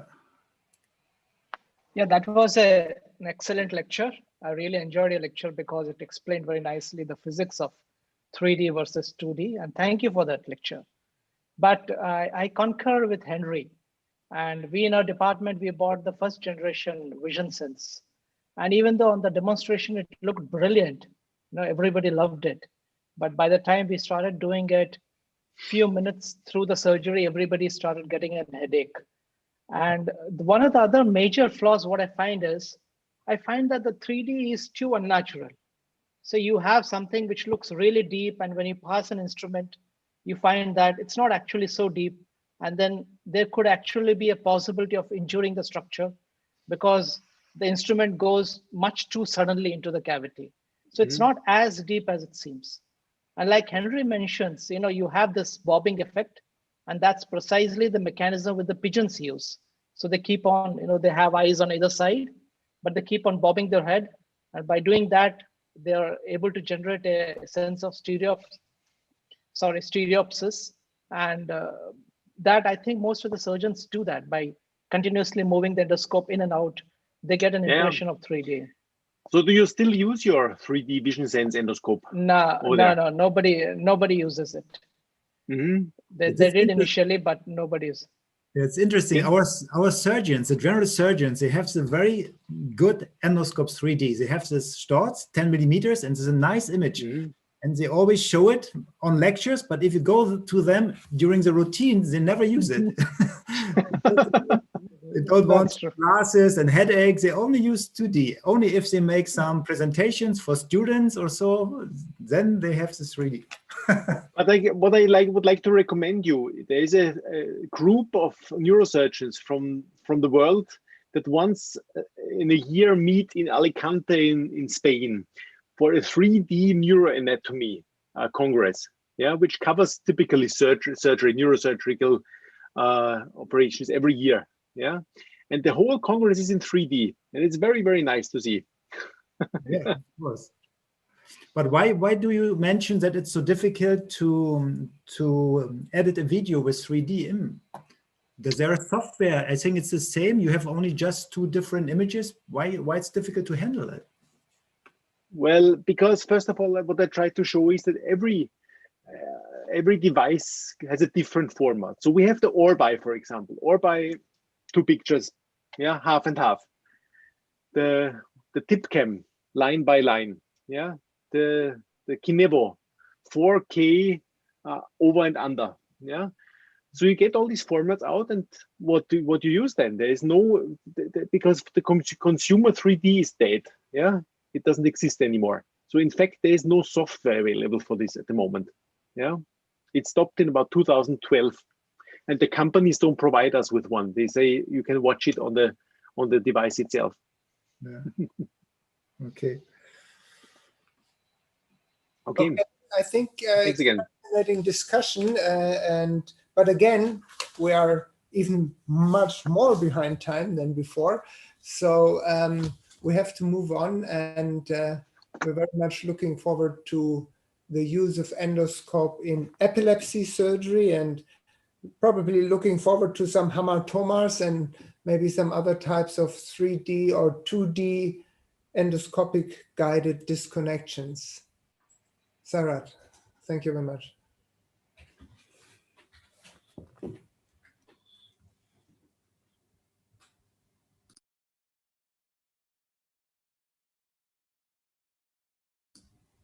I think you need to switch on your microphone.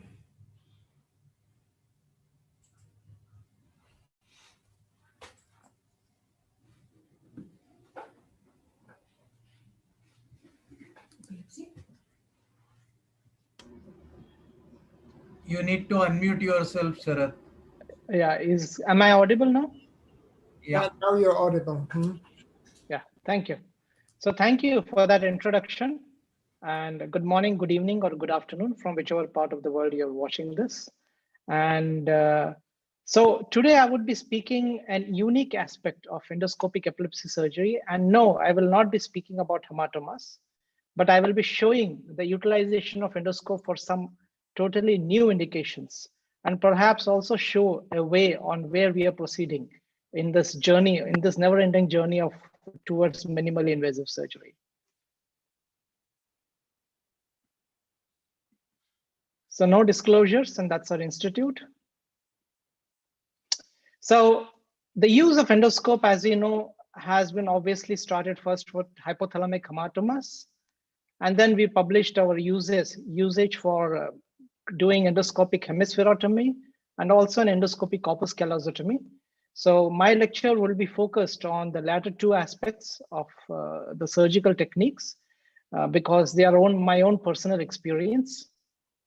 And obviously the emergence of endoscope in epilepsy is new, but there is a reason for it and there is a logic for it, because most of the epilepsy surgeries, especially the large disconnections or resections or hemispheric disconnections, are performed in pediatric age group, where the usage of minimal invasive surgery does create a sense of logic in view of to avoid blood loss or to reduce the morbidity.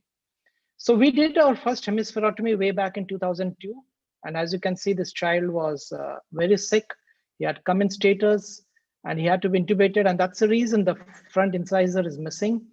And that was my first hemispherotomy, which we did on a semi-emergency basis the next day. I read from a textbook and then we did that. He had 200 to 300 seizures a day and then went into status. But the procedure was so dramatic that when he came back several years later, he was a fully grown man, and except for mild weakness on the operated side, he did not have any other problems. And this showed the powerfulness of this technique on how much of impact it can produce on the outcome. And very soon, about a couple of years later, we published the first ever series of hemispherotomy from India. Now, we published this landmark paper in New England Journal of Medicine, which is the first paper of a randomized controlled trial showing surgery for drug-resistant epilepsy, and currently has more than 200 citations. And what this paper has shown is that obviously surgery in this randomized controlled trial is 7 times better than the medical therapy. And more important, it showed that in order to avoid epileptic encephalopathy, you need to do surgery in children as early as possible. And that's the reason that when we see very young kids, in fact, now Jonathan from Tel Aviv is coming out with an excellent article of ultra early epilepsy surgery, in which our department is also participated, where we have shown the impact of surgery in very young infants, less than 2 months of age. And this shows that the earlier surgery is done, the higher will be the chances for us to avoid epileptic encephalopathy. And if we need to do surgery at such a young age, obviously we have to use strategies which reduces the blood loss, which reduces the morbidity, and hence reduces hypothermia, and hence the need for us to become minimally invasive. Now, starting to first speak about hemispherotomy, we have to understand that even the hemispherotomy, even though it's a single surgical procedure, but it is not. It's an umbrella term, and it's used for a wide variety of pathologies, which could be very different from one another. So you could use it for some pathologies which are straightforward, which have a large porencephalic cyst like a post-infarct, to a medium-sized pathology called medium complex pathology like Rasmussen's. And then you go to these extremely difficult pathologies like hemimegalencephaly or hemispheric cortical dysplasias, which really require a lot of experience on the behalf of surgeon to tackle this. So it's not a homogeneous indication. It can be performed for a variety of pathologies. Now, my own experience with hemispherotomy was from 2002 to 8. I started doing the open type of hemispherotomies, fundamentally the UCLA technique. And then I attended the lectures by Professor Dilalan from France, and then we started doing the transcortical hemispherotomies. Now, in the year 2008, we got our intraoperative MRI, and that's when I switched over to the interhemispheric route so that the disconnection could be performed through an interhemispheric area. And this is how it was done. And this gave me an opportunity to understand the anatomy very well. And over a period of time from 2012 onwards, when we acquired the robotic system, I attached an endoscope to it, and we started doing the endoscopic hemispherotomies, which was a technique developed by us. So when we thought of endoscopic hemispherotomy initially, the procedure seemed to be as easy or as difficult of trying to pass a camel through the eye of the needle, because you're thinking of a complete hemispheric disconnection. It's not a pituitary, it's not removal of a small intraventricular lesion or something like that. So we changed our strategy after thinking quite a lot, and we did a couple of cadaveric studies. So first is we started approaching from anterior part, and this reduced the incidence of us countering any kind of bridging veins. And as you can see, the entire footprint of the target also reduced dramatically, as opposed to Professor Delalande's technique, where he would approach vertically, which again would increase the footprint of the entire target. And this we could achieve by doing it through a small craniotomy of 3 into 4 centimeters. Now I attached the endoscope through the robotic system, and it provided an excellent feedback. And it's very important because these procedures are long initially. It's important to have proper ergonomics so that the surgeon doesn't get tired. Now, we were the first to introduce the concept of the hybrid technique. So when we are talking of pituitary surgery, the target to the target matching to the footprint of the endoscope is minimal. So if you are using a 4 millimeter endoscope, the target is maybe 10 millimeters. So there is not too much of difference between the target of a pituitary tumor versus an endoscope. But when you are thinking of tackling a huge footprint like that of an hemispherotomy, so obviously we need a wider scope, and I started using the thoracoscope. But I introduced the concept of hybrid technique, whereby you do not have to take the endoscope right up to the level of the target, but you could hover maybe at a distance of 5 to 6 centimeters so that you could get an excellent bird's eye view of the entire footprint of the target. So this is how I operate, and it's important to have proper ergonomics. So I presented my initial results at the reputable epilepsy surgery techniques meetings organized in Gothenburg in the year 2014. And then in 20, I presented my series again in ESTM, but with a different new technique, which I will be showing towards the end. And during this time, we gained a lot of experience. We understood the procedure, and we also published a bunch of papers in high impact factor journals. And Baumgartner, along with myself, we finally produced this paper, highly cited paper in epilepsy, where we described 4 techniques. And now endoscopic hemispherotomy happens to be a very established technique for hemispheric disconnection.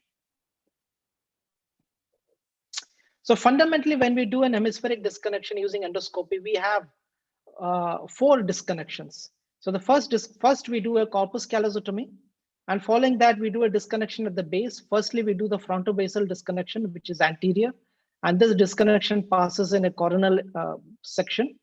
And then we have the excision of the amygdala and part of head of hippocampus, because we have to understand that amygdala and the hippocampus, amygdala is connected to the opposite side through the ventral and dorsal amygdala. And then we excise the anterior part of the hippocampus. And then finally, we have the insular disconnection, which is one of the greatest advantage of doing this kind of procedure, because you can disconnect the insula without encountering any of the blood vessels. And then at the end, we do the posterior disconnection, where we disconnect the hippocampal efferents. So this is how the disconnection looks like. So I will show a short video in case of a Sturge-Weber syndrome, and you can see, because it's a vascular pathology, it's difficult for us to tackle this through the peri-insular route because of bleeding. But using endoscope, we were able to do it very nicely. So these are the 3 steps.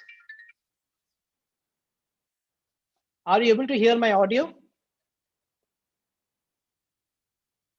No, no audio. From the video, not. No, okay. You must tell something. So now we are using the usual microsurgical instruments, exposing the corpus callosum from the genu till the level of the splenium. So the step 1 is corpus callosotomy.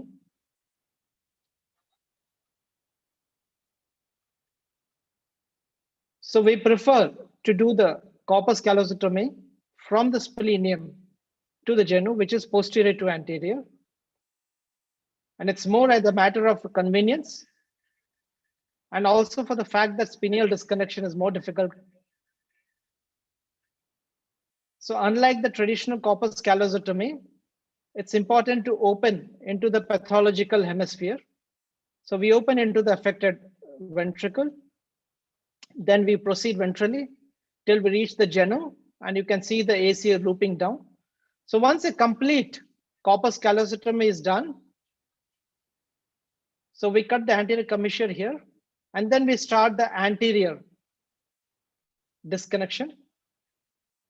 Now the anterior disconnection starts anterior to the genu. So this is a step 2, which is anterior and middle disconnection. So this is a transverse disconnection. It starts at the extraventricular region so that we avoid the diencephalic nucleus. And it starts at the junction of the genu and the atus.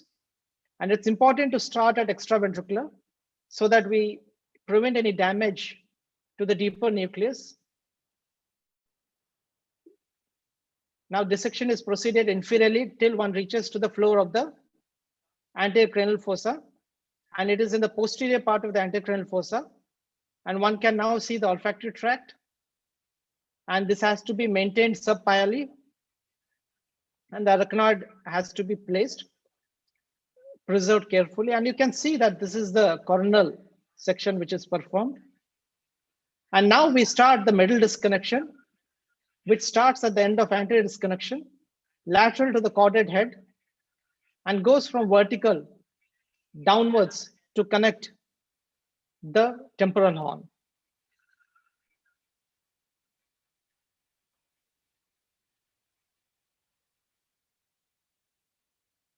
And this has to pass lateral to the caudate head as well as the thalamic, and automatically performs the thalamic disconnection and the insular disconnection. This generally is the most difficult part, and it has to open inferiorly into the temporal horn. And I prefer to use neuronavigation at this stage so that we prevent coming too close to the midline. So we're going lateral to thalamus, and you can see we have opened into the temporal horn. So in the temporal horn, you have to understand that it is not connected to the hemisphere, but the amygdala, which is in the anterior part of the temporal horn, is connected via the dorsal amygdala. So we have to suck out the ventral amygdala as well as the head of the hippocampus. And that is done using a suction till we reach the arachnoid. So once this is done, we have completed the middle disconnection. The final part is a posterior disconnection, which is the connection between the splenium and the choroid plexus. And it basically contains the temporal efferents, which consists of the fornix and the tail of the hippocampus. And once we disconnect it, we go to the level of the pia, and that completes the surgical procedure. So now you can see that we have the corpus callosotomy, anterior disconnection, which is coronal, lateral middle disconnection, which disconnects the caudate as well as thalamus, and posteriorly we disconnect the thalamus. And all this you can see can be very nicely. So you can see the disconnection post-operatively. This is the disconnection which has been done inside, and this we have done without touching the Sturge-Weber vascular lesions. So in our series, we have shown that the outcome of endoscopic hemispherotomy was definitely a bit better than open hemispherotomy, because overall we were able to disconnect it completely because of the excellent anatomical visualization. And it was also minimally invasive, and most of the patients expressed being very satisfied with the endoscopic procedure. The secondary outcomes in terms of the cognitive outcomes were equivalent to that of the open hemispherotomy. We had one mortality in each. In open, we had a mortality of venous infarct long time ago in the case of hemimeg, and that's when I switched over to the endoscopic. In endoscopic, we had to do one patient in emergency who had come with status epilepticus and aspiration. So after discharge, he was on tracheostomy but succumbed 9 months later due to pneumonia at home. Now in the morbidity, the biggest issue was fever because of the passage of the blood into the ventricles. Even though this was definitely less than the open, but it continued. And to reduce the incidence of fever, we would perform a very good wash with ringers, using warm ringers of warm saline, and ensure that the returns are completely clear. And we would place a drain for about 72 hours. And we also found that bromocriptine or propranolol was quite efficient in some situations to control this fever of central origin. Now, using endoscopic procedure, we have shown that the blood loss was less, as well as the post-operative stay was less. And over a period of time, we started using it for all pathologies. So initially, we started it for atrophic pathologies like this one, which provided a very good anatomical localization. This was a 17-year-old male who was having 6 to 7 seizures a day. And then later on with our learning curve, we even started doing it for non-atrophic pathologies. Now, this is one of the most complex pathologies with a hemimegalencephaly, with an aplasia of the frontal horn, and you can see the very nice disconnection. I operated this child in Malaysia, and this child was having about 200 seizures, and this child was completely seizure-free the next day and could be extubated. And then we proceeded to develop the first ever technique of endoscopic corpus callosotomy, along with anterior hippocampal and posterior commissurotomy. And this again, division of posterior commissurotomy was again for the first time in the literature. And we did it for a cohort of patients who had severe epileptic encephalopathy with severe drop attacks. Now, as we know, corpus callosotomy is an indication which is performed for severe drop attacks, particularly with a syndrome called as Lennox-Gastaut syndrome, where they have progressive encephalopathy, cognitive loss, and severe drop attacks. So we use this procedure, especially for those kids who had severe cognitive retardation with severe epilepsy, and it worked out very well in this group of children. We don't advocate commissurotomy in all patients. Now, before doing this procedure, we went back to literature and we found that commissurotomy was actually done quite commonly in the past, but it was given up. So you can see this anterior commissure in the front, hippocampal commissure joins both the hippocampi and disconnected once you do the corpus callosotomy. And the posterior commissure is actually connecting the reticular activating system, which has a significant role in generating the subcortical epilepsy. If you look at the role of anterior commissurotomy, it was described by Watson and Kluwer as early as 1980s, but they had given up in view of septal infarcts because they used to do these procedures without microscope. But by doing endoscope, we were able to avoid developing any septal infarcts. And why commissure? Now, when you go back to embryology, we understand that the commissures are actually the seed for formation of corpus callosum. So they are formed a day before the formation of corpus callosum, has 50,000 axons, and in fact is much more epileptogenic than the corpus callosum. And this is something which has been neglected for a long time, because I believe that epileptogenesis is much more through the commissures than through the corpus callosum. Now, my friend from Thomas Jefferson, Ashwini, had a patient where there was a corpus callosal agenesis, and they put a stereoencephalographic electrode close to the anterior commissure as well as posterior commissure, and they found propagation of seizures through the anterior and posterior commissure, showing for the first time a very good evidence that commissures play a very important role in epileptogenesis. Now, this is a patient where we did a complete corpus callosotomy endoscopically with commissurotomy. This was a 16-year-old male who was having 5 to 10 episodes of seizures, and you can see that he had a hemimegalencephaly, which obviously could not be operated in this age, and hence we did a corpus callosotomy with commissurotomy, and the child did quite well.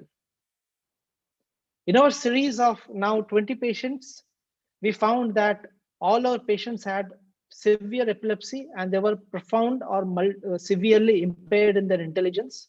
And these are the subsets where we selected for commissurotomy. And we found that in all the cases, the drop attacks disappeared.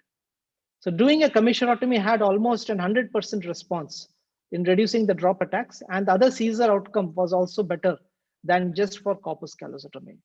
But one has to understand that this has to be only performed in cases where children have severe epilepsy with encephalopathy, especially with Lennox-Gastaut syndrome. Now, over years, we also published chapters in various textbooks so that it became integrated into the chapters. And then one of my fellows showed the importance of tackling the temporal stem, which is the area in front of the amygdala, which has been missed out in Delalande's series. And we have shown that in 4 of our patients, the temporal stem was left behind, and we went back again through this porencephaly which has developed to do the temporal stem disconnection, after which the patients became seizure free. So we were able to enhance our outcomes from 80 to 90% by doing a repeat surgery. And we feel that leaving the temporal stem should not be treated as a failed surgery, but it could be treated as part of staging the surgery, especially for complex pathologies like hemimegalencephaly, because one can always come back and stage the surgery when the porencephaly develops. And doing a temporal stem resection is a very easy surgery, and one can finish it in about 15 to 20 minutes. But the question to understand is, why does the temporal stem get left behind? Because one has to understand, when one comes from the vertical route, the temporal stem happens to be the deepest area. That's the first reason. And the second reason is you need to curve around the putamen and the caudate head. So unless you can actually curve the ball like Robert Carlos, you may miss the temporal stem. And even if it is missed, so if you come back, there is a development of a good porencephaly, and you could always stage it and remove it. Now, in 3 of our patients, they continue to be seizure free despite the temporal stem being persistent. So persistence of a temporal stem does not always translate into seizures, but these patients have to be kept on close follow-up. So to summarize, as presented at the WFNS in San Diego in the keynote lecture, endoscopic hemispherotomy is safe, effective, minimally invasive, and we do it in all types of pathologies. There is a learning curve, and by addressing the temporal stem, we have been able to enhance our outcomes to 19%, and repeat surgery is simple.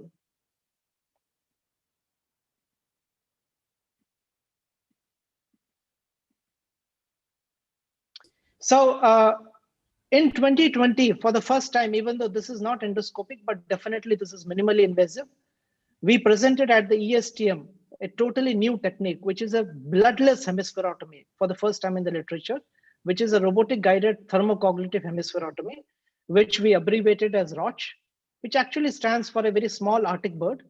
And I think this is quite appropriate because this procedure is most minimally invasive procedure for such a maximally invasive pathology, and it is bloodless. And this is the idea which we got from our experience of tackling giant hypothalamic hematomas, which we now do using radio frequency ablation, which is robotic guided. And while tackling one of these cases where I had to use 34 burns and 8 trajectories, while looking at this, I thought if I could move just a little bit more laterally, I would be able to perform a hemispheric disconnection. And that's where we went back again to our drawing board, again to the imaging, and we started looking for techniques on how we can do a radio frequency ablative disconnection. The reason is that we understood that even the endoscopic hemispherotomy is a very eloquent procedure, it's a very elegant procedure, but still there is a loss. There is some amount of learning curve. I know people like Sandy have picked up very well, but it's difficult for all the surgeons to pick up unless you have significant experience in this area. So that's when we started working on the footprint of developing the robotic guided radio frequency disconnection. And we actually found that the hemispheric footprint is just 1/5 the size of the cortical footprint. And then after calculation, we decided that it would not require more than 100 lesions for us to do the hemispheric disconnection. We took the ethics clearance from the institute, and then we did our first case using robotic guidance. And I will not show you the full video, but I can show you how we do it. We puncture it directly through the skin. So we don't put any incision on the skin, and the twistle goes directly from the skin. And then of course we produce a lesion. So we use the OAM guided OAM integration of the robotic system so that we can see that the target is absolutely matched with the real time. And again, we fuse it with MRI to show that the target, the robotic target, is absolutely matched with the real time target. And we are able to reach so that there is no shift. Now the CSF leak is minimal, so there is hardly any shift while doing this procedure. So that's the procedure. And then we produce a burn, and we keep on, once the burn is produced, we keep on withdrawing it by every 3 millimeters so that we can produce a linear burn. And once it's removed, we just insert some glue inside so that there is no CSF leak. And then once the glue is inserted, we just compress it for a few minutes, and then there's absolutely sealed, and then we just put one suture. So you can see that it's truly bloodless. We do not even have a single drop of blood loss. So these are the trajectories we use: the anterior disconnection, the middle disconnection, the posterior disconnection. The corpus callosotomy can be tackled with 4 trajectories. The posterior disconnection maximum by 1 trajectory. And these are the first case which we used. So you can see it's very similar to hypothalamic hematoma. All we had to do was just disconnect this. And we did this by doing 100 lesions. And that's how it has been done. So we described a new technique called as X technique. And you can see this very beautiful disconnection. And this is the patient on the 3rd post-op day. Very few sutures, which is there. Now, this is a case of 2-month-old child with a hemispheric right frontal cortical display, hemispheric cortical dysplasia. Obviously, it would be a challenge to do even an endoscopic procedure in view of the age. So we did a radio frequency ablative disconnection. And you can see on CT scan, it produces a very nice disconnection. On flare sequence, of course, you do see some degree of edema, but there is no mass effect. And this kind of edema is comforting because, you know, even if there are some skip lesions, this edema would take care of the neurons which would be in between. So in this case, we were able to do 98 lesions, 14 trajectories. And this is immediate post-op. And this is on the 7th day when we removed the sutures. So you can hardly make out that any surgical procedure has been done. In fact, when the child went back to the village, the relatives were looking, trying to understand where the surgery was done. And when a neurologist looked at the child and did a scan, he was saying he couldn't understand where the surgery was done because he said there's absolutely no craniotomy. So at 6 months, you can see that the child is completely seizure-free. And this child was having about 200 seizures a day before surgery and was very, very sick.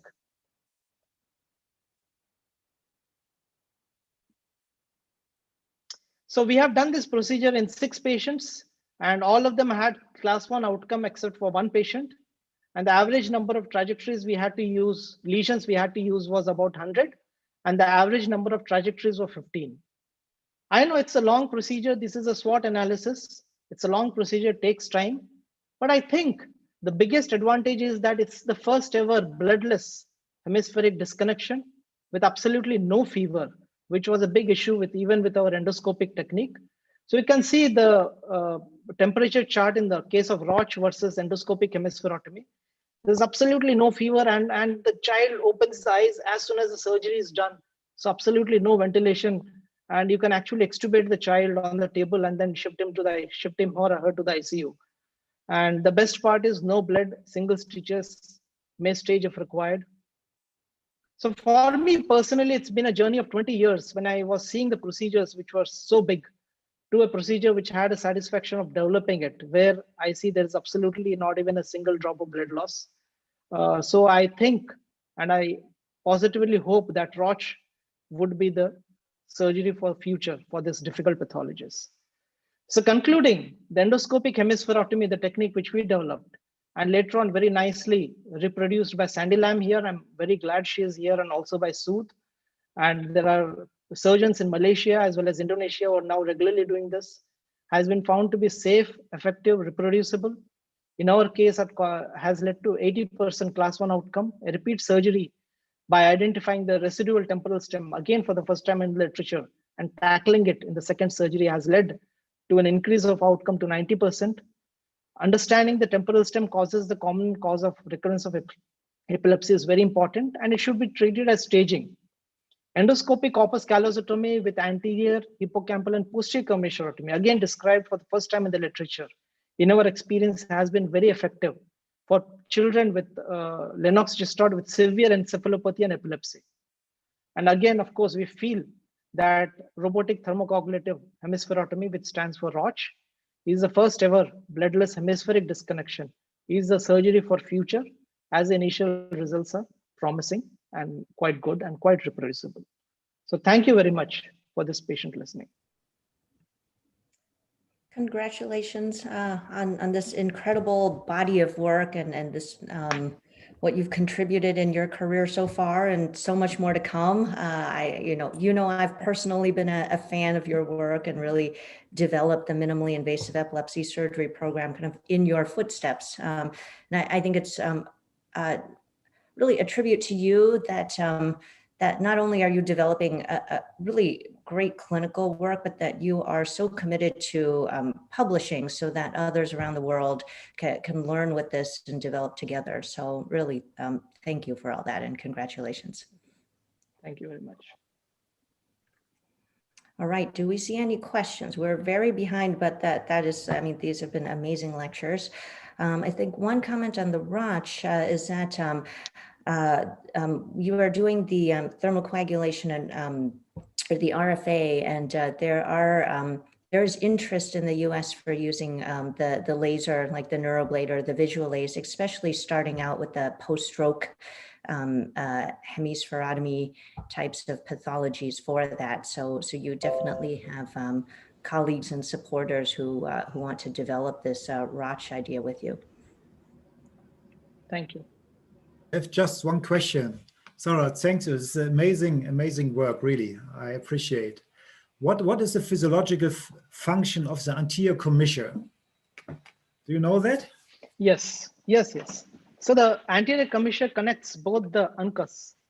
So definitely takes a lot of role in epileptogenesis. And if you look historically, Glure in 1950s, who was the disciple of Penfield from the Montreal Neurological Institute, he used to do anterior commissurotomies very regularly. In fact, he recommended that anterior commissurotomies should be added to corpus callosotomy. But later on, when they followed up his work, they found that there was a significant incidence of septal infarction. So following this procedure of trying to do anterior commissurotomy was given up. And then, of course, people started staging corpus callosotomy, which is quite advisable in older children. And nowadays, corpus callosotomy has been completely replaced by VNS. But the kind of disconnection, what we are talking about, is a very niche area. So in our epilepsy practice, especially pediatric epilepsy practice, we come across those very sick children with Lennox-Gastaut who have severe epileptic encephalopathy, multiple seizures, where some kind of partial disconnection is not going to work. So that's the area where we proposed for a complete interhemispheric disconnection, which includes anterior commissure, hippocampal commissure anyway gets disconnected when we do a complete corpus callosotomy.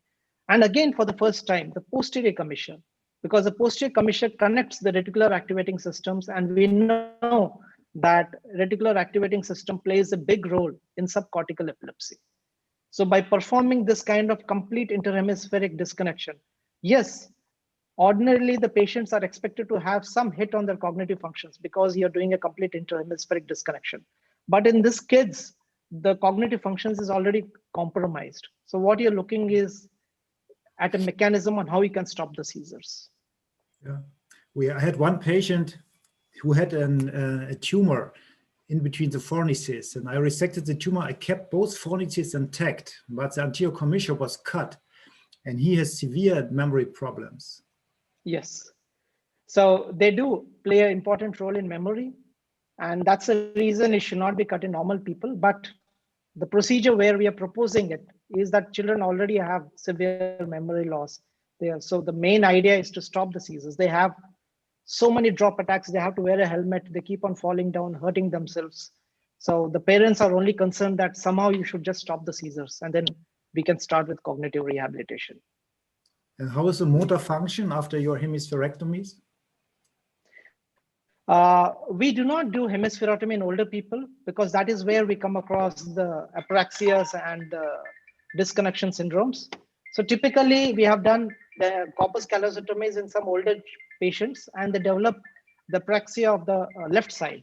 That's the reason, because it's connected to the right hemisphere, and that right hemisphere doesn't have the ability to express itself or understand language. And there is some kind of transient apraxia on the left side.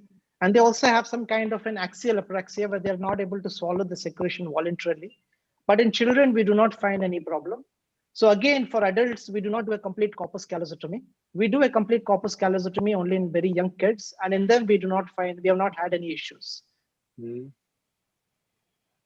Okay, thank you. I have also a very short question. So what is causing the 10-hour operating time with your robot guided thermal ablation, which I really like, which I really admire a lot? Yeah. So how could you reduce this time? Yes. So I would say that I'm so glad you asked this question. The best part of Roche is it's repetitive. So you can do 10 or 15 lesions and then you're going to get fed up. You can ask your fellow to keep on doing it and it keeps on because the procedure is so repetitive. And that actually creates an opportunity for developing automated robotic systems. So you could always develop an automated system where the robot could move automatically to the area and then keep on doing ablation by itself, because the surgical procedure has just 3 or 4 variables. So you need to go to the depth, you need to produce a lesion, you need to come 3 millimeters above. So the variables are very limited. So at how the long moment is of one time, lesion? How long is one trajectory? 1 minute. 1 minute for one lesion, 60 seconds for one lesion. And then after it is over, the cooling time is for another 1 minute. So 2 minutes for each lesion. And then you move to a newer lesion. So approximately 2 minutes for each lesion. Now, the other mechanism by which you could reduce the time is you could have multiple electrodes. So for instance, if I were to have 10 electrode points on a bipolar or monopolar, so I could produce a complete disconnection in just 2 minutes. So I could produce 10 lesions in just 2 minutes rather than trying to produce it in 20 minutes. So I would say sure. Roche is an idea. Roche is an idea, I think, a little bit ahead of time, but it gives an immense opportunity to develop the technology. And I calculated that in order to do 100 lesions, we could finish the whole procedure maybe in 20 minutes if we have multiple electrodes or we have this automated system, theoretically. And technically it's possible. And that I think would be dramatic because you are now reducing a major hemispheric procedure just to a 20-minute surgery. I think that would be a revolution. Yeah, impressive. Very. Thank you very much. Okay, thank you for the nice discussion and for the fascinating views on the new stage or the new dimensions in epilepsy surgery. For me as a pediatric neurosurgeon, this was very fascinating. We have the ROSA, and I see we can use it for much more than that, what we're actually doing now. So to conclude this fascinating session, we will move on now to confocal neuroendoscopy. And I'm very much looking forward for the last talk. Yes, do you see well my presentation and you hear me well? Yes. Perfect. Well, I promise to be very, very brief. I'm interested in the last few years in what happened with the confocal endoscopy. Normally, we have an application in neurosurgery, but we have the first generation of endoscopes that was developed by Professor D'Andrea from Portugal by Stors.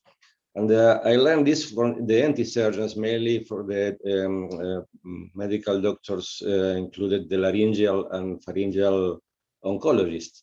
So I think it's very interesting field actually with the new technology in 3D and the new machines, despite they are very expensive. But I think it's very interesting. I have no conflict of interest. This is our experience in neuroendoscopies in a long time ago. Mainly, we try to apply this kind of techniques in brain tumors and try to use in both aspects in assisted microsurgery and in confocal endoscopy. I was very enthusiastic normally when we start in neuroendoscopy in different kind of procedures and normally perform. This is the first introduction for tumors with the use of wires from therapy, brachytherapy. We can see here a long time ago. And actually we try to use with the navigation, but mainly and always we try to learn a lot of things in the very ancient authors in neuroanatomy from Professor Klinger method that actually is in the very well-known procedure of a lot of neuroscientists. This is our experience a long time ago in our department in neuroanatomy in 1982. And we try to use this kind of confocal endoscopy like a minimal invasive access for the skull base and for the all of the tumors from the hemisphere location. So I think it's very interesting, perhaps this possible of the access of the skull base from the front and from behind. That is very well known for all of the neurosurgeons. But we use this kind of optics from the same approach, and it is the same thing in the same anatomy landmarks. And a 0-degree rod endonasal endoscope, for example, from the front, is inserted into the craniotomy and also to the nose. So the endoscope was placed on a stand, and normally it's permitted by manual microdissection technique of the contact. This is the contact optics for the first generation developed by Professor D'Andrea, an NT surgeon from Portugal. And the use is possible to use like a 0 degrees common optics and a contact optics in the surface of the tissue. So the dip is approximately 2 centimeters, and it's possible to stain with blue methionine, hematocillin, eosin, a lot of stainers, very common used normally in histology. So it's possible to use in an ex vivo procedure, and it's very interesting to see a lot of cells with a very simple staining method and a lot of vascular architecture, and to recognize the border and the limit of the tumor resection. This is another photo of the contact confocal optic of Professor D'Andrea. Normally we use blue methionine, hematocillin, eosin, and actually in the last generation it's possible to use the fluorescence method. You see here with another kind of the method for the fluorescence with the fluorescein. This is part of the tumor. One example was used also with the usefulness of the tractography and the multimodality of the brain navigation. And here it's possible to see what happened with it's possible to stain all of the red cells around the glial area and the tumor area. This is the blue cells with a lot of niches, the hypoxic niches around of the malignant glioma, for example. That is very interesting. This is one of the construction of the approach. It's a multimodality approach of the glioma, and this is the image of the confocal endoscopy for the first generation. It's possible to see all of the cells of the tumor, all of the glial area, and it's possible to check what happened in the border. Actually, we have a very sophisticated machines, very expensive, but I think this first generation is very useful. It's possible to count with this kind of dispositive. This is one example of pontine malignant glioma. The approach is like a posterior fossa with the use of tractography also. And it's possible to see and to use this optic like a very nice image of a common optic, 0 degrees. This is the approach of posterior fossa, this inside of the brain stem. It is possible to use like a common optic. And then it's possible to stain the surface of the tumor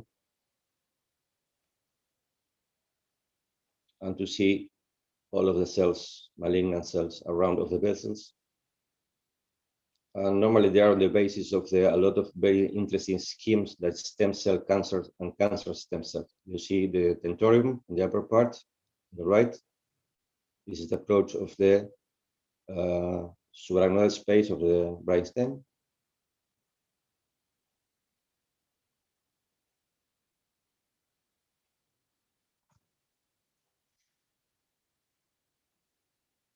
This is part of the image of the retrosigmoidal keyhole approach. We can use this confocal optic like a common optic in the approach. You see the vein near to the tentorium. It's a very nice image. This is a post-op resection. And this is the image normally, and it's possible to check all of the malignant tissue. You see the red cells running inside of the vessels and a lot of niches around of the vessel. That is the hypoxic niches, the stem cell and the cancer stem cells are under the basis of the regrowth of the tumors. It's very interesting of the first generation image of confocal endoscopy.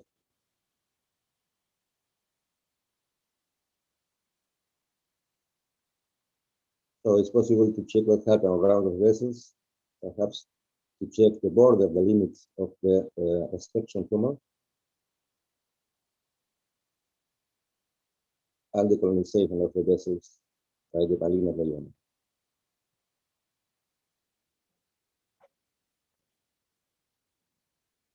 This is the image of normally of the confocal endoscopy. This is the much more magnification. It's very interesting to see all of the pericytes along of the vessels, all of the malignant tissue with the blue image. So it's very interesting if you compare with this schema. It's very, very interesting. You see cancer stem cells, lymphocytes, hypoxic niches, angiogenic niches, invasive niches, and a lot of cells around of the tumor area. So if you compare with the image of the confocal endoscopy, it's the same like this schema. So it's very interesting to see and to confirm what happened normally in the common histology of the malignant glioma. This is post-op. This is part of the use of the confocal endoscopy in pituitary tumors. And in the below of the image, it's possible to use different kind of optics, actually with different and much more modern 3D confocal endoscopy. And machines are very, very expensive. It's possible to use also in pituitary approaches. You see here, it's possible to change also the kind of images and the kind of reactives or stainers normally uses, but they are very expensive. And this is part of images using normally in the approach of the pituitary adenoma. And in the upper part, it's possible to compare with a common histology image. That is possible to check that is the same thing normally is possible to obtain. Also to recognize where is the pituitary stalk and the pituitary gland. The deep is really varied, normally 2 millimeters and 20 millimeters deep. So it's very important to take in mind that normally it's possible to recognize all of the structure around of the cell area.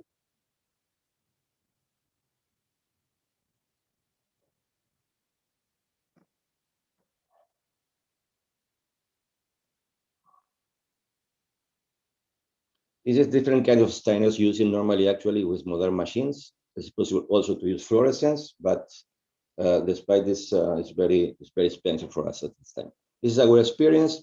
Normally, we perform malignant glioma with low-grade astrocytoma, pituitary adenoma, skull-base chordoma, twin spinal astrocytoma. And normally, we try to improve the extension of the microresection. So the advantages of this kind of technique is the multimodality approach to brain tumors, the use of endoscopic images under the micro-range resolution of the brain resection, of the tumor resection, the safety of the resection in the oncologic borders, and normally it's possible to use reactive without complications of the brain surface. But the disadvantages, like always in neuroendoscopy, the learning curve is very important. The coordination of the use of 3 micro-range increases in the and Andrea optics is very, very difficult, but it's possible to learn this kind of procedures. Sometimes blurry images is possible to obtain. Poor hands of cells also, but more spend time normally is a not so long-lasting procedure. So it's possible to use and to learn for the first cases. This is a part of the last papers. It's possible to use with a very modern machine, but it's very expensive. Normally, they are only in the development countries.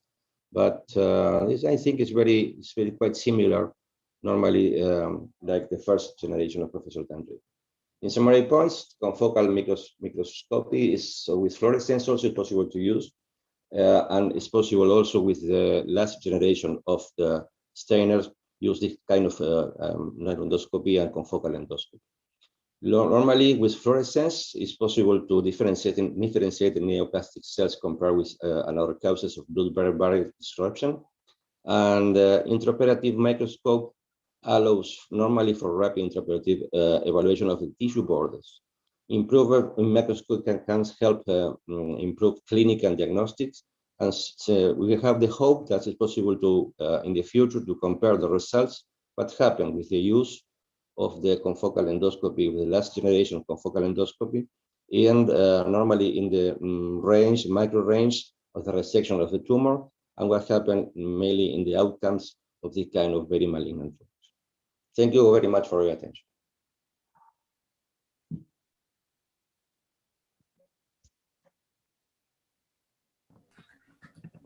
Okay, thank you very much for this additional application of endoscopy in the operating room. Are there any questions from my fellows? Sandy? No, this was wonderful. Thank you. I think this was a great wrap up and ending cap to a wonderful session on neuroendoscopy.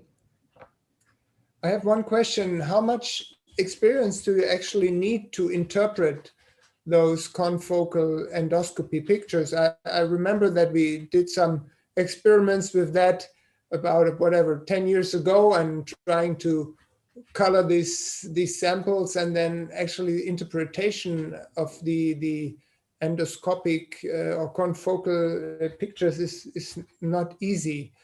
What is the learning? Yeah, I understand. Normally, I prefer we work with pathologists beside us for the operating room. But when I start, I felt a little bit problematic with this procedure because it's not so easy to interpret mainly the first images. But normally, if you perform at least more than 20 procedures and you try to learn what happened with this kind of first generation of the optics, it's not so difficult to recognize because as you see, the image normally in glioblastoma they are quite similar to each other. Normally, it's possible to recognize all of the cells, the pericytes around of the vascular area, and I think it's possible to learn. But I always try to work with the pathologist beside me in the operating room. What do you think is the potential in low-grade gliomas, which are the most difficult to really find a border, which are likely to escape maybe your ultrasound images and where you are beyond the tactile tissue differences? You would like to have an additional method. So how does it work in these low-grade diffuse astrocytomas in your experience compared to more vascularized tumors? Yes, it's much more easy in high-grade gliomas, but in low-grade gliomas, it's possible to use mainly for the last generation of the fluorescence method. I think it's much more secure and it's possible with much more accuracy to resect. But with the first generation, it's possible to see also the cells stained, but the common reactives, not so quite good with the high-grade glioma, but it's possible to recognize. I think it's very challenged with the low-grade glioma, but it's possible to do. Okay. I think that's from my side. Sandy, you want to wrap it up? Yeah, I mean, I think we had a global view of neuroendoscopy today. I mean, literally internationally and globally, from skulls to peripheral nerves to the very insides of the brain. So thank you very much, WFNS and the Neuroendoscopy Committee, and thank you for all the participants. I think it's been a really fruitful collaboration and learning experience today. So we look forward to more. Thank you all, and thank you for the moderators also. Very, very, very encouraged course, and let's keep in touch in the very, very difficult times. I also want to thank Chandra and Moody for organizing this series of very interesting webinars. Thank you so much, and have a nice weekend.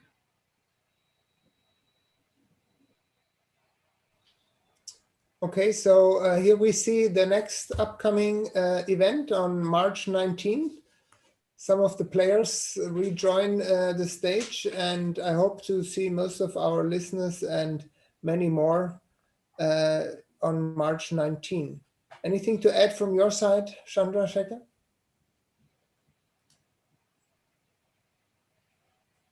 I think Chandra might be out, but yeah, this is Moody. I think I'd like to thank everyone who's taken their time to put up a brilliant show. I think we all agree that it's been a huge learning experience for every one of us. So thank you very much for joining, for coming over, and excellent talks, excellent moderators, and really the WFNS Neuroendoscopy Committee is obliged and really thankful to all of you for putting up such a great show. Thank you. Thank you all, and stay safe, please. Thank you. All the best, Have a guys. safe weekend. All right. Bye-bye. Bye. Bye-bye. Nice weekend. Bye-bye. Bye-bye. Bye-bye.